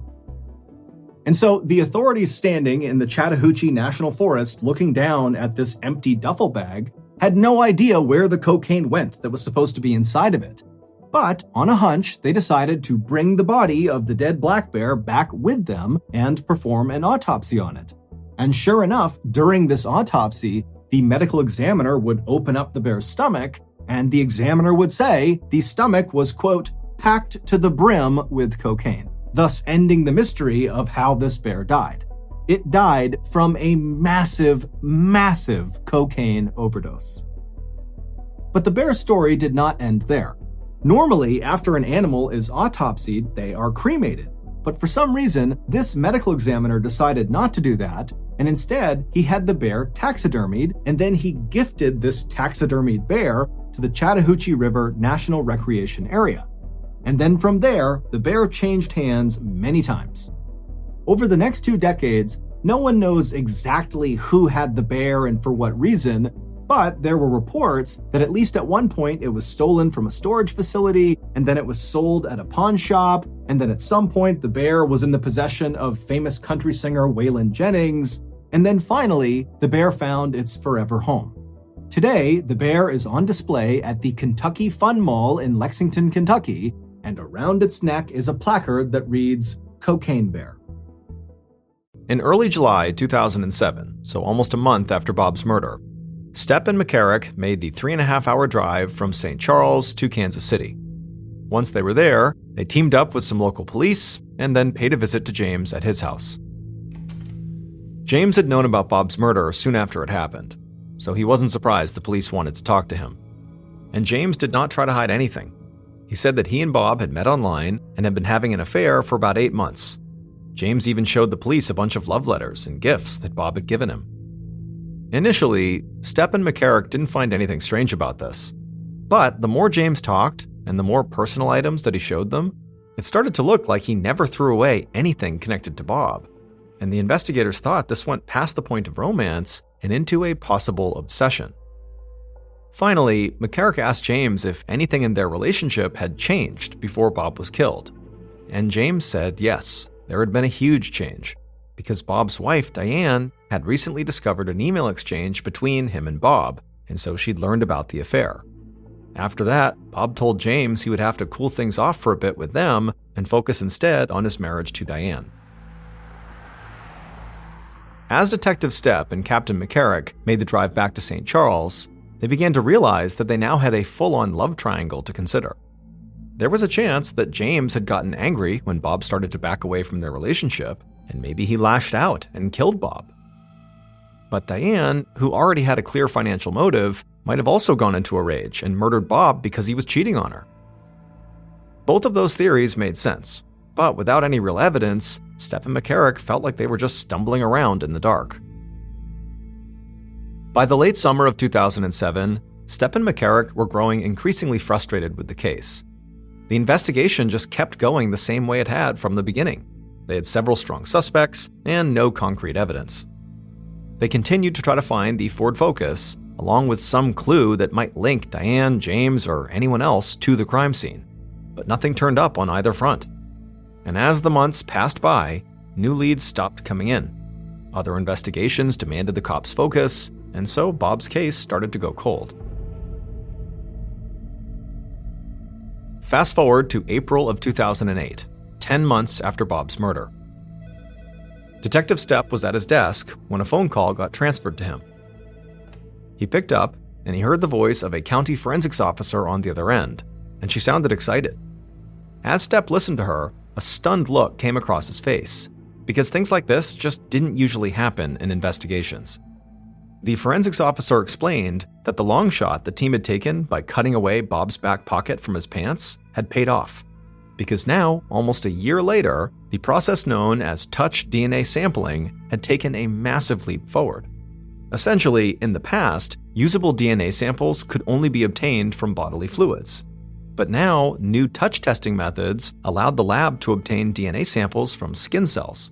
And so the lab had tested Bob's back pocket, and they found that whoever had taken Bob's wallet out of that pocket had left their skin cells behind.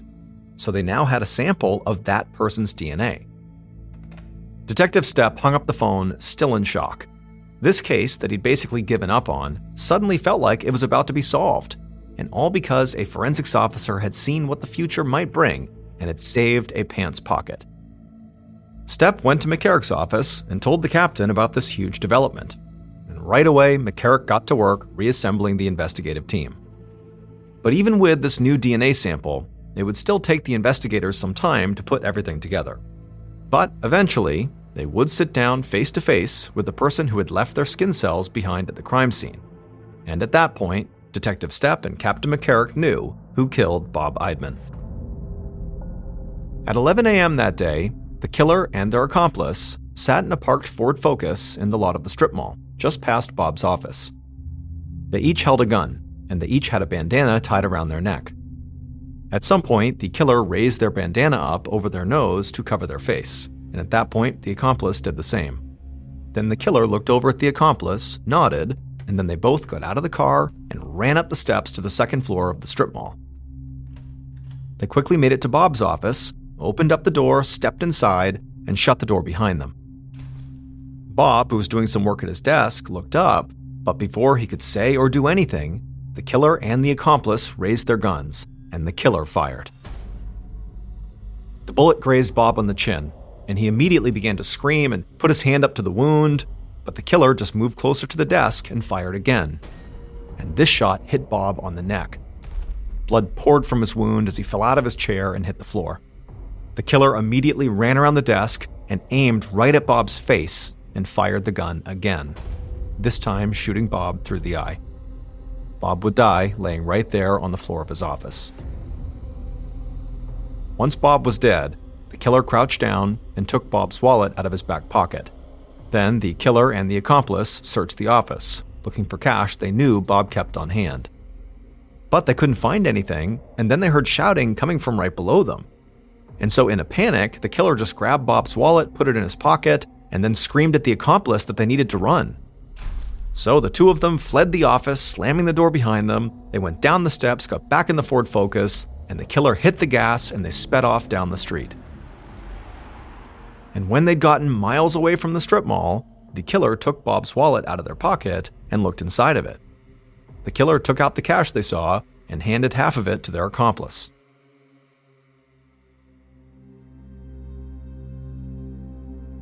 Bob Eidman's murderer was not a jealous wife, an obsessed lover, or a business rival. It turned out the investigators' first theory was right. Bob had been killed by someone who simply wanted to rob him. And that was a man named Paul White. But Paul was not a complete stranger to Bob, because Paul's wife was one of Bob's clients. And months before the murder, Paul had gone with his wife to Bob's office when she made a cash payment for her car insurance. So Paul knew Bob must keep cash on hand. On the night before the murder, Paul had lost $1,200 playing blackjack and craps at a casino, and so he was desperate for money. And his solution was he would kill Bob and take all his cash. After staying up all night, Paul got a hold of 2 guns. Then he got his friend, a man named Cleo Hines, to come with him to provide extra muscle. And then the 2 of them went to Bob's office and killed him and then robbed him. However, they didn't find the cash in Paul's desk drawer, and so they ended up committing this cold-blooded murder just for the money they found in Bob's wallet, which was $300, or after splitting it, $150 each. And they took that money right back to the casino and quickly lost all of it. The investigators had been on the trail of that Ford Focus, which would turn out to belong to Paul's accomplice, Cleo. But after almost a year of searching, they still hadn't tracked it down. But when the crime lab conducted their DNA touch testing on the skin cells they pulled from Bob's pocket, those samples eventually led them to Paul, who happened to be in prison at the time for committing forgery. Investigators were quickly able to connect Paul to his accomplice Cleo and to the Ford Focus they'd seen on the surveillance footage. Bob's wife Diane, who had nothing to do with the crime, would break down in tears during Paul and Cleo's trial. Paul and Cleo were both convicted, and each of them were sentenced to 2 life terms in prison, with no possibility of parole.